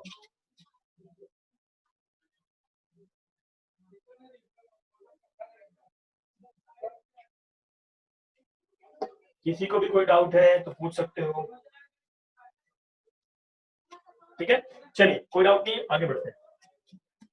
चलो भाई, तो यहां तक हमने यूनिवर्सल के बारे में पढ़ लिया। यूनिवर्सल के बाद हमने क्या देखा, वेन डायग्राम देख लिया। वेन डायग्राम का क्या मतलब होता है सर, वेन डायग्राम का मतलब होता है कि एक पिक्चोरियल रिप्रेजेंटेशन, है ना, पिक्चर के फॉर्म में दिखाते हैं। तो सर पिक्चर के फॉर्म में कैसे दिखाते हैं सर, ये बताइए। पिक्चर के फॉर्म में दिखाने का मतलब ये होता है भाई साहब कि सर जो रेक्टेंगल होता है उसको हम लोग यूनिवर्सल सेट बोलते हैं, और जो सबसेट होते हैं उसके, यानी जो गिवन सेट होते हैं, वो सर्कल के फॉर्म में दिखाते हैं। और वो कहाँ पाया जाता है, यूनिवर्सल सेट के अंदर। यानी क्या, जितने भी सेट दे रखे होंगे तो हाँ सबसेट्स ऑफ किसके होंगे, यूनिवर्सल सेट, ठीक है। तो हम लोग इसमें पढ़ते हैं, चलिए इसमें पढ़ते हैं। पहला टाइप पढ़ लेते हैं भाई, टाइप नंबर 1, है ना, पहला पढ़ ले लीजिएगा। पहला है ना यूनियन, है ना, यूनियन है ना, ओनियन मत लिख देना, यूनियन की बात कर रहा हूँ ना। Union between two set, union between two set, between two set, union between two set, है ना। तो पहले ये लिख लीजिएगा, यूनियन बिटवीन टू सेट, सही है, यूनियन बिटवीन टू सेट। पहला पॉइंट तो इसके बारे में जरूर लिखूंगा मैं कि पहला पॉइंट क्या है इसका, कि ये रिप्रेजेंट किससे होता है, रिप्रेजेंटेड बाय, ध्यान समझना, ये स्मॉल यू ऐसा वाला, ठीक है, यूनिवर्सल वाला नहीं। मैं फिर से रिपीट कर रहा हूँ, यूनिवर्सल वाला यू बिल्कुल नहीं यूज करेंगे यहाँ पे। स्मॉल यू का मतलब होता है दो सेट के बीच में यूनियन लेने का मतलब हो गया, ठीक है। तो क्या लिख रहा हूँ, रिप्रेजेंटेड बाय यूनियन, यानी यू से रिप्रेजेंट कर रहा हूँ, ठीक है। अच्छा इसका अगर मैं एग्जांपल बोलूं, पॉइंट नंबर 2, है ना, एग्जांपल अगर मैं लिख दूं यहाँ पे, समझना अच्छे से, एग्जांपल की बात कर दूं कैसा कैसा दिख सकता है एग्जांपल में। तो एग्जांपल में देखो ए यू बी, इसका मतलब क्या है, ए यूनियन बी। इसको पढ़ेंगे कैसे, मैं यहाँ पे लिख दे रहा हूँ, रीड एज, है ना, read as A union B, सही है साहब। इसको पढ़ने का तरीका क्या होगा, ए यूनियन बी। अभी डेफिनेशन में बिल्कुल नहीं जा रहा हूँ, बस एग्जांपल बता रहा हूँ देखो इसको करते कैसे, पढ़ते कैसे, ठीक है। पॉइंट नंबर 3 करता हूँ, ठीक है। डेफिनेशन क्या कहता है, यूनियन बिटवीन टू सेट, है ना, यूनियन बिटवीन, है ना, बिटवीन लिखा हुआ है, समझना जैसे, यूनियन बिटवीन टू सेट, है ना। इसमें सिंपल सा बात क्या करना है, union between two set represent element है ना, एलिमेंट ऑफ आइदर सेट ए और सेट बी ठीक है। यूनियन का क्या मतलब है समझना, union between two set represent क्या करता है, एलिमेंट ऑफ आइदर सेट ए और सेट बी, या तो एलिमेंट ए का हो या तो एलिमेंट बी का हो। एग्जांपल से कैसे समझेंगे, समझना इसको, पहले इसको लिख लो ठीक है। इसमें पढ़ने में आना चाहिए आपको, यूनियन बिटवीन टू सेट, दो सेट के बीच में यूनियन कैसे लेते हैं उसको हम लोग यू से दिखाते हैं। एग्जांपल कैसा सर, देखो ऐसा है, कैसे पढ़ते हैं, read as A union B, ठीक है सर। इसका क्या मतलब है, union between two set represent element of either set A, है ना, आइदर ए और सेट बी, यानी सेट ए का हो या बी का हो, बात समझना, either set A or B, यानी दोनों के हो सकते हैं, समझना अच्छे से, दोनों के हो सकते हैं। जैसे एग्जांपल के लिए अगर मैं बात करूं, समझना है ना। पॉइंट नंबर 4, इसको मैथमेटिकली कैसे लिखते हैं समझना, ए यूनियन बी, चीजों को समझना भाई साहब। पॉइंट नंबर 4 इसका मैथमेटिकल डेफिनेशन दे रहा हूं, ए यूनियन बी का क्या मतलब है, इसको लिखेंगे x is such that, mathematical definition फिर से बोलो, मैथमेटिकल डेफिनेशन क्या है इसका, ए यूनियन बी का मतलब क्या है, एक्स इज सच दैट, है ना, x is belongs to A, x is such that, x is element लिख लेते हैं, x is such that, x is element, x is element, x is element, है ना, x is x is element, है ना, यहाँ पे लिख लेते हैं एलिमेंट के बाद x is belongs to A और x is belongs to B. ये इसका मैथमेटिकल डेफिनेशन हो गया, समझना। इसको सेट बिल्डर मेथड में इसको ऐसे दिखा रहा हूं मैं, क्या मतलब है फिर से बता रहा हूं, ए और बी में, है ना, ए यूनियन बी का मतलब एक्स एक ऐसा एलिमेंट होगा, या तो वो ए में होगा या तो वो X is element, x is either A or B, ठीक है। अब इसका एग्जांपल लेते हैं, ठीक है, एग्जांपल लेते हैं भाई सब, समझना अच्छे से। जैसे अगर मैं बात करूं, सेट ए दे रहा है आपके सामने 1 2 3, देखिए साहब, बी सेट आपके सामने दे रहा हूं, समझना अच्छे से, 2 5 7, सही साहब। तो अगर मैं बोल दूं कि बताओ ए यूनियन बी क्या होगा, तो बस सिंपल से बात करेंगे, ए यूनियन बी का क्या मतलब होगा, आपको दोनों को जोड़ के लिख देना है, यानी इसके सारे एलिमेंट को लिख देना है। पढ़ने में ऐसा होता है, ए, हाँ, एक्स एलिमेंट या तो ए का हो या तो बी का हो, तो पहले ए का सारा लिख दो, 1 2 3, या तो बी का भी हो सकता है, तो बी का क्या लिखोगे, 2 5 7, तो 2 तो 2 बार नहीं लिख सकते, क्या लिखेंगे 5 7। और अच्छे से बताओ ना, बहुत नॉर्मल है ना, नॉर्मल भाषा में बात करो भैया, दोनों को जोड़ के लिख दो, कॉमन एलिमेंट बताएगा। कोई डाउट है तो पूछो। No sir. कोई डाउट है तो पूछो।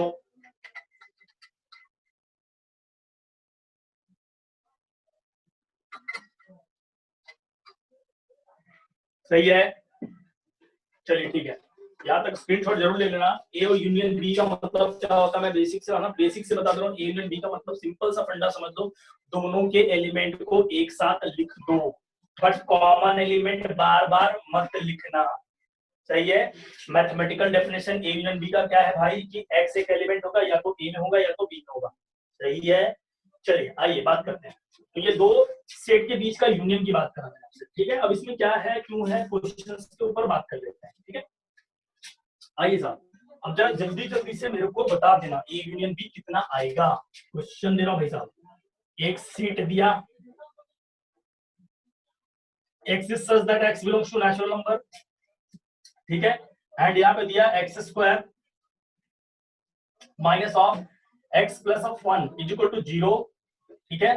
बी सेट दिया आपके सामने, x is such that x belongs to whole number and x cube minus of 6x square plus of 11x minus of 6 equal to 0। जल्दी से बताना ए यूनियन बी क्या होगा, बोलना नहीं है बिल्कुल भी,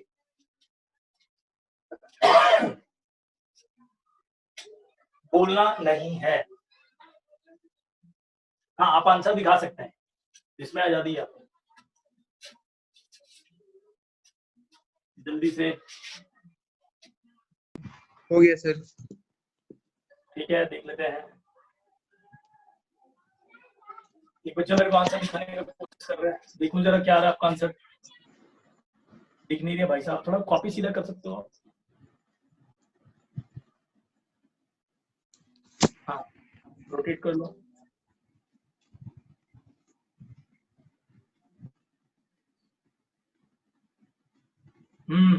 आप ए यूनियन बी में 4 एलिमेंट लिख के आए हो, है ना शुभजीत, है ना, 5 नहीं होगा उसमें, फाइव तो अंडरस्टूड है, वो होगा ही होगा उसमें, लेकिन फाइव नहीं लिखेंगे। फाइव लिख दिया तो यानी 4 एलिमेंट सर देखिए देखिए देखिए, हाँ बहुत बढ़िया शुभम, शुभम बहुत बढ़िया, आपका आंसर बिल्कुल सही है। शुभजीत आप 5 नहीं लिख सकते वहां पे, और कोई दिखाना Okay, चाह रहे हैं?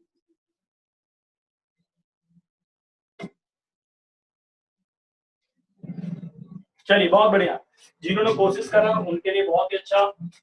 चलो जो सॉल्व करके बैठे हैं उनके लिए भी दिखा देता हूँ, जो सॉल्व नहीं करके बैठे हैं उनके लिए भी दिखा देता हूँ। आपको इसके बारे में पता होगा, जानकारी के लिए बोलता हूँ, ये आपको फटाफट ब्रेक हो जाता है ना, किसी को बोलने का जरूरत ही नहीं है, जो बच्चा नहीं जानता वो भी सीख ले। ये 1 2 3 है साहब, ठीक है। अच्छा दूसरे तरफ अगर मैं इसको सॉल्व करूँ तो भाई साहब ये कौन है, भाई ये x² - x + 1 = 0, ये कभी भी रियल रूट नहीं देगा, real root not possible, not possible. सही है भाई साहब, यानी x का कोई वैल्यू ही नहीं मिला, यानी 5 हो गया, कुछ है ही नहीं उसके पास। सही है साहब, तो यानी सेट ए में एलिमेंट कितने आए, सेट ए में एलिमेंट कुछ भी नहीं है साहब। तो सेट बी में कितने एलिमेंट है साहब, 1 2 3। तो सर ए यूनियन बी का मतलब क्या हुआ साहब, दोनों को जोड़ के लिख दो, यानी क्या जोड़ने का मतलब, इनको इनको जोड़ना नहीं, सारे एलिमेंट को एक साथ लिख दो, 1 2 3। अब एक बच्चे ने 5 लिखा, आप खुद सोचो इसको लिखने का मतलब 4 एलिमेंट हो जाएंगे, भाई इसमें कुछ है ही नहीं। सही है, तो ये 5 नहीं होगा, ए यूनियन बी ये आ गया। किसी को कोई डाउट है इसमें पूछ सकते हो। no sir. चलो बहुत बढ़िया, एक क्वेश्चन और देता हूं, मैं चाहता हूं कि एक क्वेश्चन और सॉल्व करेंगे आप, ताकि आपका कॉन्फिडेंस लेवल और बढ़े।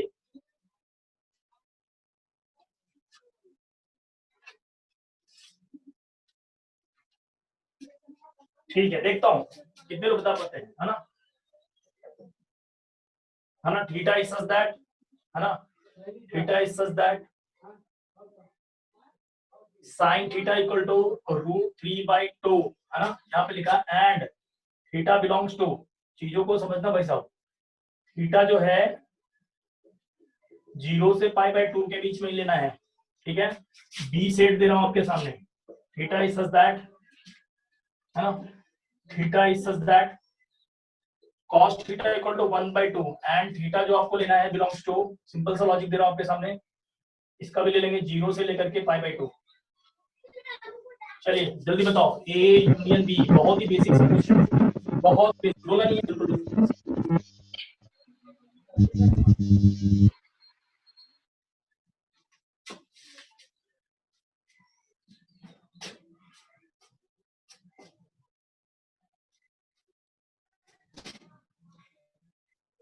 चलो 60 डिग्री को आप π/3 लिख सकते हैं, बहुत बच्चे 60 डिग्री दिखा रहे हैं, 60 डिग्री दिखा रहे हैं, चलो बहुत बढ़िया बहुत बढ़िया। 60 डिग्री ना लिख करके π/3 लिख देंगे, वो आपके लिए बेटर होगा, ठीक है। आपने रेडियन में भी पढ़ा नहीं है, कोई बात नहीं। चलिए दो बच्चे ने बहुत जल्दी से इसका आंसर दिया, आंसर सही है ना, बहुत जल्दी से दिया, आंसर सही है ना, बिल्कुल बिल्कुल सही है, बिल्कुल सही है। चलिए कोई बात नहीं, हम लोग यहाँ पे सेट ए के बारे में समझ लेते हैं। सेट ए कहना चाह रहा है, आप समझे यहाँ पे कि साइन थीटा इक्वल टू √3/2, तो थीटा के कौन से वैल्यू के लिए √3/2 देगा, तो सिंपल सी बात है भाई, थीटा के कौन से वैल्यू के लिए √3/2 देगा, 60 डिग्री के लिए। तो कहाँ देखना 60 डिग्री, 0 से π/2 में, 0 से π/2 में 60 डिग्री बस एक ही आता है, एक ही जगह पे वो √3/2 देगा। तो सेट ए जो आ गया सिंपल सिंपल, कई बच्चों ने ऐसे लिखा 60 डिग्री, वो भी सही है, बिल्कुल गलत नहीं है, लेकिन आप कोशिश करें, इनिशियल लेवल पे आपको पता नहीं तो मैं इसको लिख दे रहा हूँ π/3, सही है। पाई का वैल्यू 180 डिग्री होता है, समझना, और बाई 3 करोगे तो ये 60 आ जाएगा, ठीक है। फिलहाल बी भी देखेंगे, तो हम लोग बी के बारे में अगर मैं बात करूं, cos थीटा इक्वल टू 1/2 कब होगा, 0 से π/2 में, मात्र एक ही एंगल पे होगा, वो भी कौन सा एंगल पे, 60 डिग्री पे, ठीक है साहब। इसको भी मैं लिख सकता हूँ π/3, ठीक है। अब अगर मैं बात करूं कि ए यूनियन बी की बात करूं, तो अगर मैं दोनों को काउंट करके लिख दूं, यानी दोनों को जोड़ के लिख दूं, तो सर दोनों में क्या है, π/3 ही है, सही है। बहुत बच्चों का सही आ गया, किसी को इसमें कोई डाउट है पूछ सकते हैं कि सर ये चीज समझ नहीं आया। सर पाई 180 डिग्री कैसे, पाई रेडियन कहते हैं, ध्यान देना, पाई रेडियन होता है भाई साहब, pi radian equal to 180 degree होता है। मैं ये आपको जब ट्रिग्नोमेट्री स्टार्ट करूंगा तो मैं आपको बता दूंगा, याद रखना है, पाई रेडियन, रेडियन की वैल्यू 180 डिग्री होती है। आप जो पाई पढ़ते हो ना 3.14, ये वो पाई नहीं है, रिपीट कर रहा हूं फिर से, this is pi radian. In trigonometry हमेशा ये एज्यूम किया जाता है कि पाई इज 180 डिग्री, एज्यूम नहीं किया जाता है, वहां पे बोला जाता है।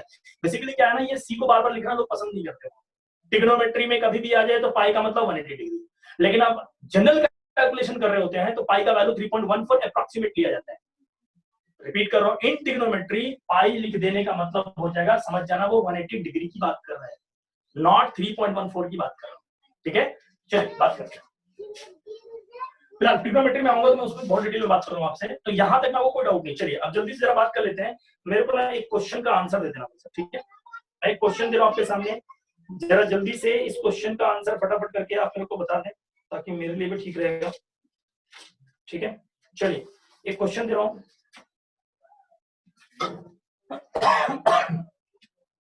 तो ए यूनियन बी का मतलब होता है कि सर दोनों के एलिमेंट को लिख करके फटाफट करके जोड़ के लिख देना है। क्वेश्चन दे रहा हूँ, सेट ए दिया आपके सामने, है ना। सेट ऐसा दे रखा है कि 1/x है और इस प्रकार से है कि x belongs to natural number लेना है साहब, एंड x जो नेचुरल नंबर लेना है वो 8 से छोटा लेना है, ठीक है। बी सेट के बारे में दे रहा हूँ, है ना। बी सेट ऐसा दे रहा हूँ, 1/2x है, कुछ इस प्रकार से है कि x जो है वो नेचुरल नंबर लेना है एंड x अब 4 या 4 से छोटा लेना। तो आपको बता देना जल्दी से कि A यूनियन B क्या होगा साहब, जल्दी से बताएं।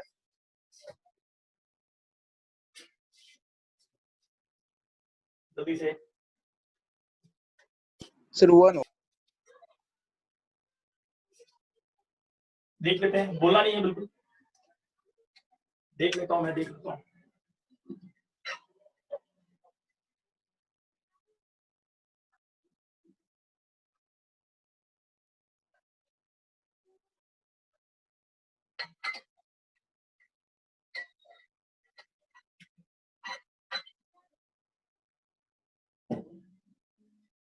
बन गया क्या, नहीं बना क्या?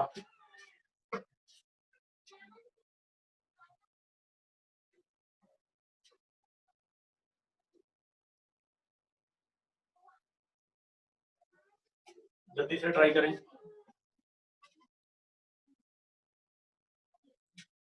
बच्चा मेरे को आंसर दिखा रहा है 1/2, 1/4, 1/6। चलो बहुत बढ़िया, देखते हैं। बड़े बच्चा आंसर मेरे को नहीं पता, बस चेक कर लेते हैं, ठीक है। चलिए आइए जल्दी से सॉल्व कर लेते हैं इसको। सभी बच्चों ने ट्राई करा होगा। सेट ए के बारे में बात करो भाई साहब, एन नेचुरल नंबर लेना है और वो भी 8 से छोटा। चलो यहाँ रखना चालू करो। तो 1 कितना आएगा भाई, बोलो। 1 आएगा, 1/2 आएगा, 1/3 आएगा, 1/4 आएगा, 1/5 आएगा, 1/6 आएगा, 1/7 आएगा। इसमें किसी को डाउट है तो पूछ सकता है कि कैसे कैसे लिख दिया सर आपने। x को नेचुरल नंबर लेना है, वो भी 8 से छोटा। कहाँ रखना है, यहाँ पे। सेट बन के तैयार, ठीक है, बहुत बढ़िया। बी सेट पे आता हूँ राजा बाबू, ध्यान देना अच्छे से। नेचुरल नंबर 4 या 4 से छोटा रखना चालू करें। तो 1/2 into 1 आएगा, ठीक है। 1/2 into 2 आएगा। अगला कितना आएगा भाई, 1/2 into 3 आएगा, 1/2 into 4 आएगा। 4 क्यों लिया सर आपने, क्योंकि इक्वल टू लगा हुआ है, ठीक है। अच्छा अब ये आ गया आपका दोनों सेट। अब ए यूनियन बी लिखने का मतलब क्या होगा, समझना अच्छे से। मैं आपको दोनों तरफ से लिख के दिखा रहा हूँ। क्या 1 दिख रहा है दोनों में, सही है। एक जगह तो दिख गया, 1 लिख देता हूँ। इसके बाद कितना आएगा, 1/2, 1/3, 1/4, है ना, 1/5, 1/6, सही है। अब 1/6 के बाद 1/7 भी ले लेते हैं। अब देखते हैं 1/2 मिल गया, हाँ 1/2 मिल गया, 1/4 मिल गया, 1/6 मिल गया, 1/8 वो छूट गया, बस ये है। चेक कर लेना, किसी का गड़बड़ है तो बताओ। सही है, यस सर। किसी का भी छोटा सा भी डाउट कि सर ये समझ नहीं आया तो मेरे को मैं फिर से बताओ, मैं बता दूंगा। डाउट है तो पूछो जल्दी से, ठीक है साहब।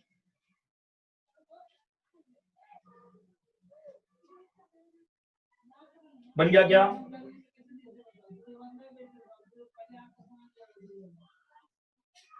चलिए ठीक है, बन गया होगा। चलो ध्यान देते हैं, अब आगे बढ़ता हूँ मैं इसको रब कर रहा हूँ, ध्यान समझना अच्छे से। अगले क्वेश्चन के ऊपर बढ़ते हैं हम लोग, अगले क्वेश्चन की तरफ हम लोग बढ़ते हैं, उसको ध्यान देंगे अच्छे से, ठीक है। ये ए यूनियन बी का कहानी था, बहुत अच्छे सबको समझ में आ गया।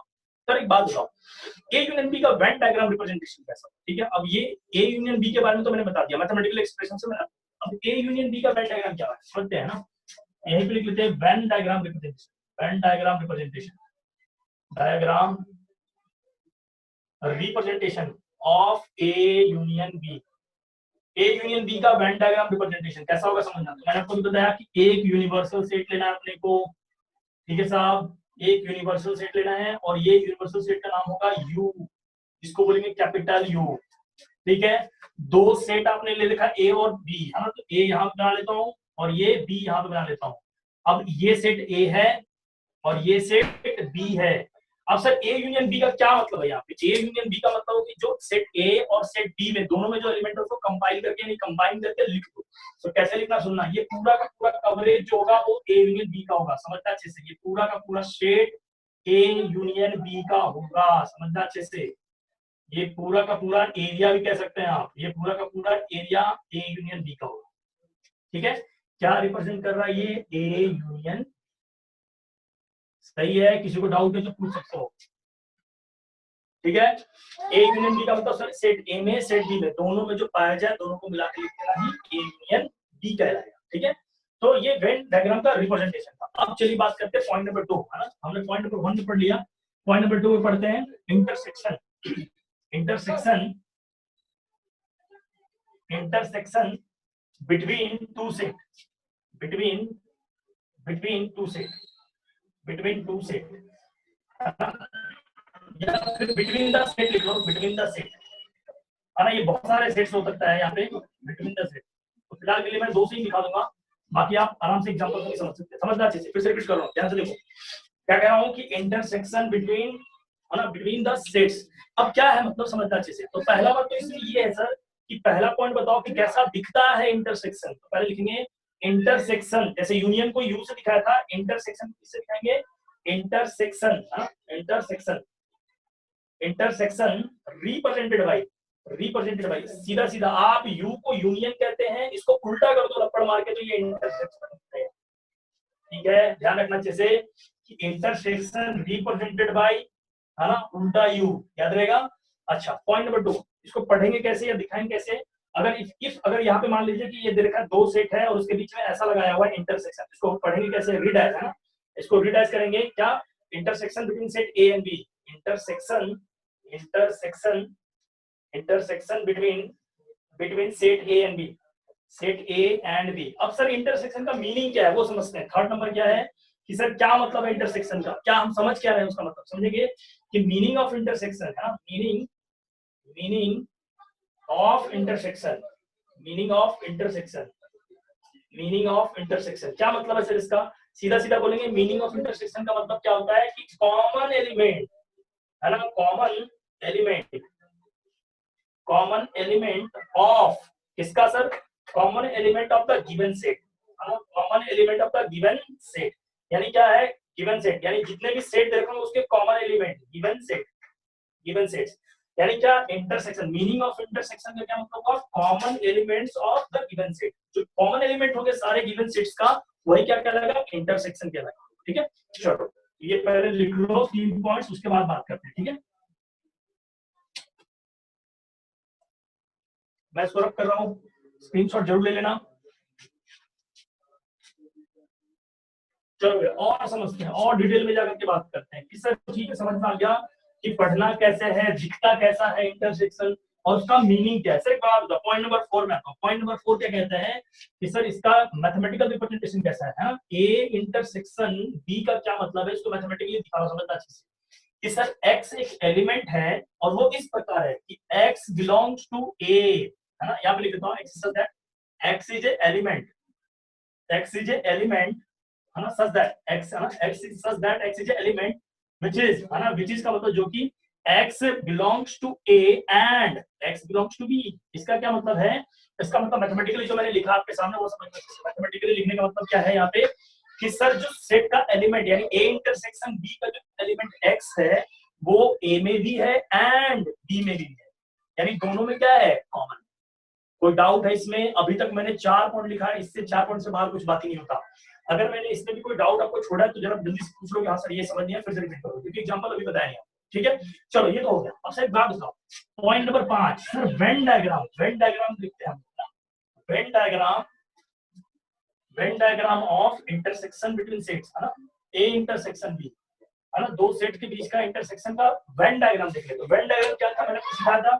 वेन डायग्राम के लिए हम लोग को बुलाना पड़ेगा यूनिवर्सल सेट को रेक्टेंगल से दिखाते हैं, जिसको मैंने बोला था यू, यानी कैसा? Capital you. अब कितने सेट देखें? 2 सेट। ये लो सर, सही है। तो सर आपने इसको ओवरलैप क्यों किया है? क्योंकि मेरे को कॉमन दिखाना है, जो ए का भी हो और बी का भी हो।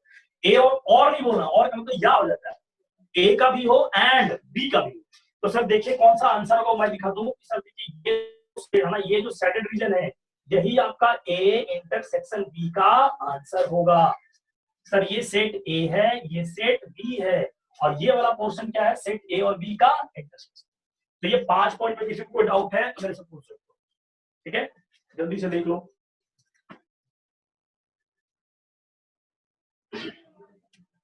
सही है साहब। चलिए तो अब एक एग्जांपल लेते हैं। 5 पॉइंट के बाद हम लोग एग्जांपल जरूरी है, नहीं तो एग्जांपल से हम लोग समझ नहीं पाएंगे। चलो एक क्वेश्चन देता हूं मैं आपके सामने। क्वेश्चन ये रहा कि सेट ए मान लीजिए, बहुत ही बेसिक सा, ए बी सी, ठीक है। सेट बी दे रखा हूं आपके सामने, लिखा कि सर यहाँ पे मान लेना, हाँ यहाँ पे लिख लेते हैं हम लोग सी डी ई, है ना। पहला जो क्वेश्चन है, 2 क्वेश्चन दे रहा हूं, ए यूनियन बी है, दूसरा जो क्वेश्चन आपका ए इंटरसेक्शन बी है। सुनना, बहुत बेसिक से बात कर रहा हूँ। ए यूनियन बी का मतलब बच्चा से बच्चा जानता है कि ए यूनियन बी का क्या मतलब है, दोनों को जोड़ के लिख, यानी सारे एलिमेंट को लिख दो भाई। तो कौन कौन सा ए यूनियन बी में आएगा, जल्दी से बता सकता है कोई? A B C D E. Sir C यहाँ तक क्यों नहीं लिखा, मैंने लिख तो दिया। एक एलिमेंट को 2 बार रिपीट नहीं कर सकते। सर ए इंटरसेक्शन का क्या मतलब होता है? ए इंटरसेक्शन बी का मतलब होता है कि जो दोनों में कॉमन हो।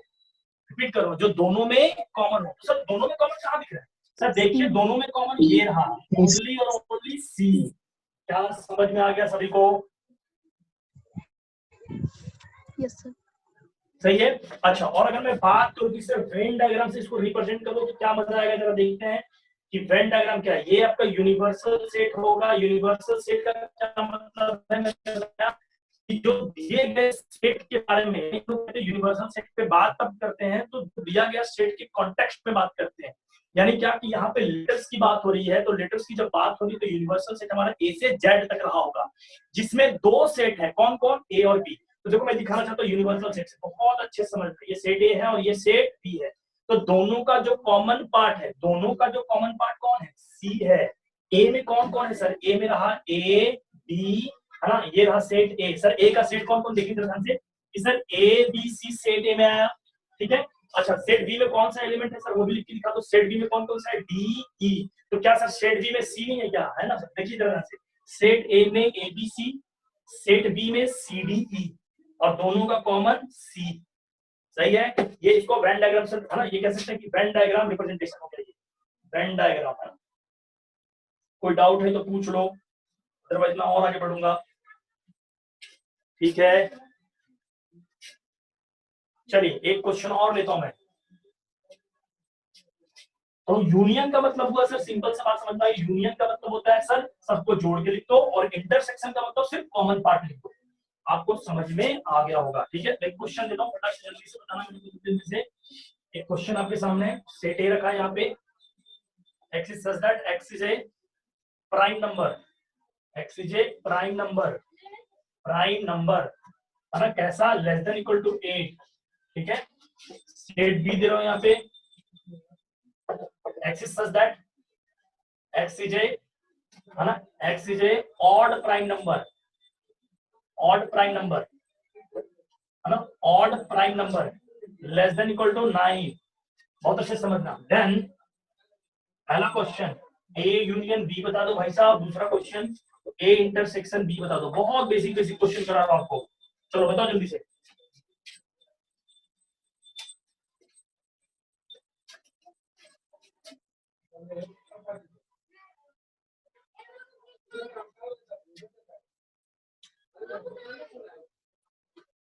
बहुत सही, बहुत सही।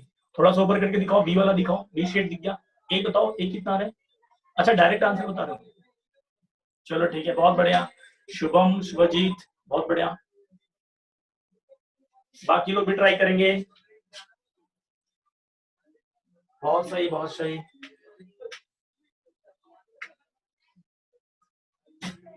रिया चौधरी, बहुत बढ़िया, बहुत बढ़िया, बहुत बढ़िया। चलिए चलिए, बहुत सही, बहुत सही। देख लेते हैं, है ना, बिल्कुल बिल्कुल, बहुत अच्छे ने इसको ट्राई करा है, बहुत बढ़िया, है ना। प्रियांशी बहुत अच्छा। चलिए देखते हैं, ए यूनियन बी का मतलब क्या। पहले क्वेश्चन को मैं डिलीट कर रहा हूँ। ए यूनियन बी से पहले पहले मैं आपको बात कर दूं कि सर सेट ए में कौन कौन से एलिमेंट पधारेंगे, है ना, उनको बुला लेता हूँ। तो सर एक्स को प्राइम नंबर देना है, प्राइम नंबर कैसा? 8 या 8 से छोटा। तो तो 8 या 8 से छोटा प्राइम नंबर सभी को याद रखो 2 3 5 7। बस सर गाड़ी रोक दो, आगे बढ़ोगे तो खतरा हो जाएगा। सेट बी में बात करता हूँ। सेट बी क्या कहना चाह रहा है कि सर एक से एक प्राइम नंबर चाहिए लेकिन ऑड, कहां से कहां, 9 से छोटा। तो सर क्या लेंगे, 2 तो ले नहीं सकता, 3 5 है ना, 7 और फिर 9 नहीं ले सकता सर। सही है, तो ये आपका रह गया सर, दोनों सेट प्रेजेंट हो गया। दोनों सेट प्रेजेंट हो गया तो यहाँ पे अपन लिख लेते हैं A union B. A union B का मतलब क्या, दोनों को जोड़ के लिख दो। क्या लिखेंगे, 2 3 5 7। सही है, लेकिन अगर मैं बात करूं कि सर ए इंटरसेक्शन बी बता दो तो क्या आएगा, दोनों का कॉमन बस ये देखो। सही है, तो कॉमन क्या लिखेंगे, 3 5 7। बहुत बढ़िया, बहुतों का सही था। होप आपको ये समझ में आया होगा। ठीक है, एक क्वेश्चन और इस पे मैं देता हूं, जल्दी से समझना। अगला क्वेश्चन दे रहा हूं मैं।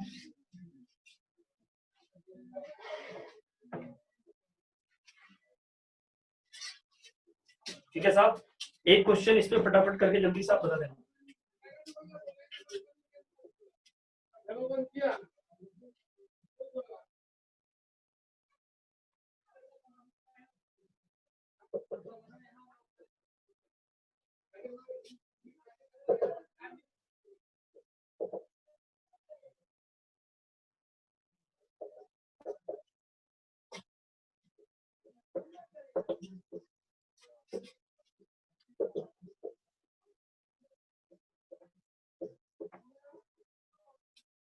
जल्दी से।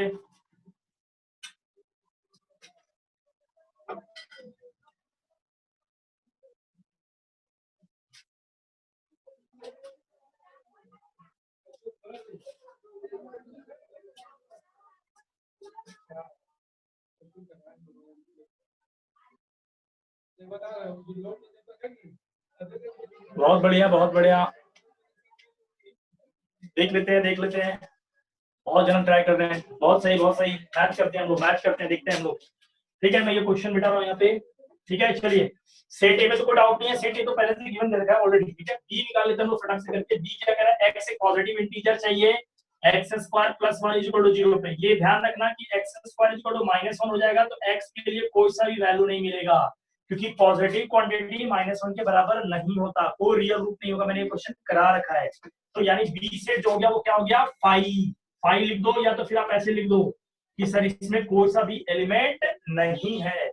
अब पहला क्वेश्चन था क्या कि सर ए यूनियन बी बताओ, यानी सर ए यूनियन बी का मतलब इन दोनों के एलिमेंट को जोड़ के लिख दो। यानी सर इसमें कुछ नहीं है, सर इसमें 4 है तो सारा कुछ लिख दो। या 1 2 3 4, है ना। अगर मैं दूसरा पूछ दूं कि सर ए इंटरसेक्शन बी क्या होगा, तो मैं बोलूं कि सर इंटरसेक्शन तो होता कॉमन एलिमेंट। तो सर इसमें कुछ भी नहीं है, इसमें 4 एलिमेंट है, दोनों में देखो कॉमन कुछ है ही नहीं, तो क्या आ जाएगा, 5। चेक करो जल्दी से। सही है सर। सही है, सही है। बिल्कुल सही, बिल्कुल सही, सही है सर। बिल्कुल बिल्कुल सभी का सही है। चलो, तो ये आप लोगों को थोड़ा थोड़ा समझ में आ गया। अब मैं फिर से रिपीट कर रहा हूँ, मैं 5 से 6 क्वेश्चन दे रहा हूँ आपको, घर से इसको अच्छे से ट्राई करना। और एनसीईआरटी जिनके पास हो या आर डी शर्मा हो, अब तो यूनियन तक जरूर कंप्लीट करेंगे। जहां जहां यूनियन और इंटरसेक्शन का क्वेश्चन दिखे जल्दी खत्म कर लेना। ठीक है, अगले क्लास में हम लोग शेड का बहुत मैक्सिमम क्वेश्चन कवर कर देंगे और नेक्स्ट क्लास तक ये चैप्टर खत्म हो जाएगा मैक्सिमम मान के चलो। ठीक है, चलिए, तो मैं इसको मिटा रहा हूँ और 5 से 7 क्वेश्चन देखो आप, देख करके आपके सामने जा रहा हूँ। चलिए ठीक है, जल्दी जल्दी से बताना है आप लोगों को।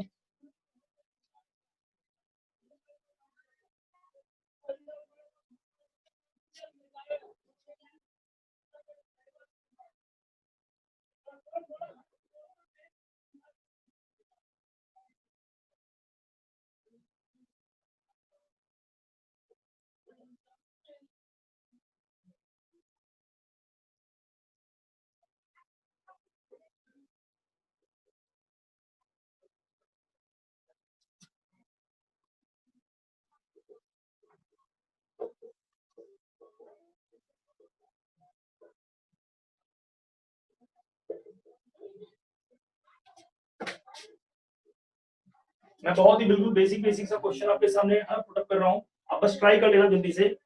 मैं तो कहूंगा क्लास खत्म होते ही ट्राई कर लेना घर पे, है ना। कसम खा के बैठेंगे भाई साहब की, बना के ही खाना वाना खाऊंगा। बस 6 क्वेश्चन है, मात्र 5 मिनट लगेंगे, 5 मिनट भी ज्यादा बोल दिया मैंने। 3 मिनट में ये क्वेश्चन सारे खत्म, 3 मिनट में ये सारे क्वेश्चन खत्म।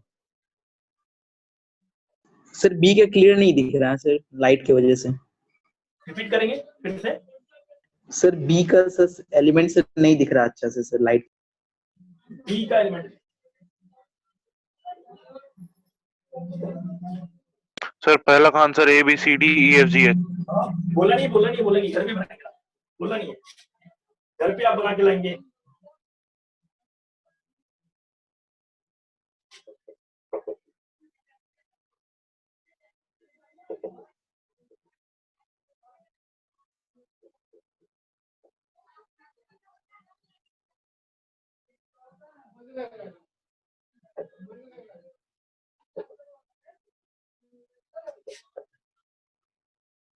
सर बी क्या लिखे हैं सर?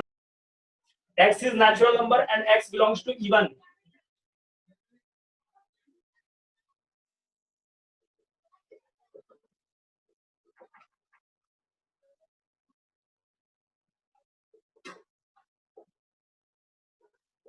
चलो 3 क्वेश्चन दिया इसके ऊपर और 6 क्वेश्चन उसके ऊपर, ट्राई जरूर करेंगे आप लोग।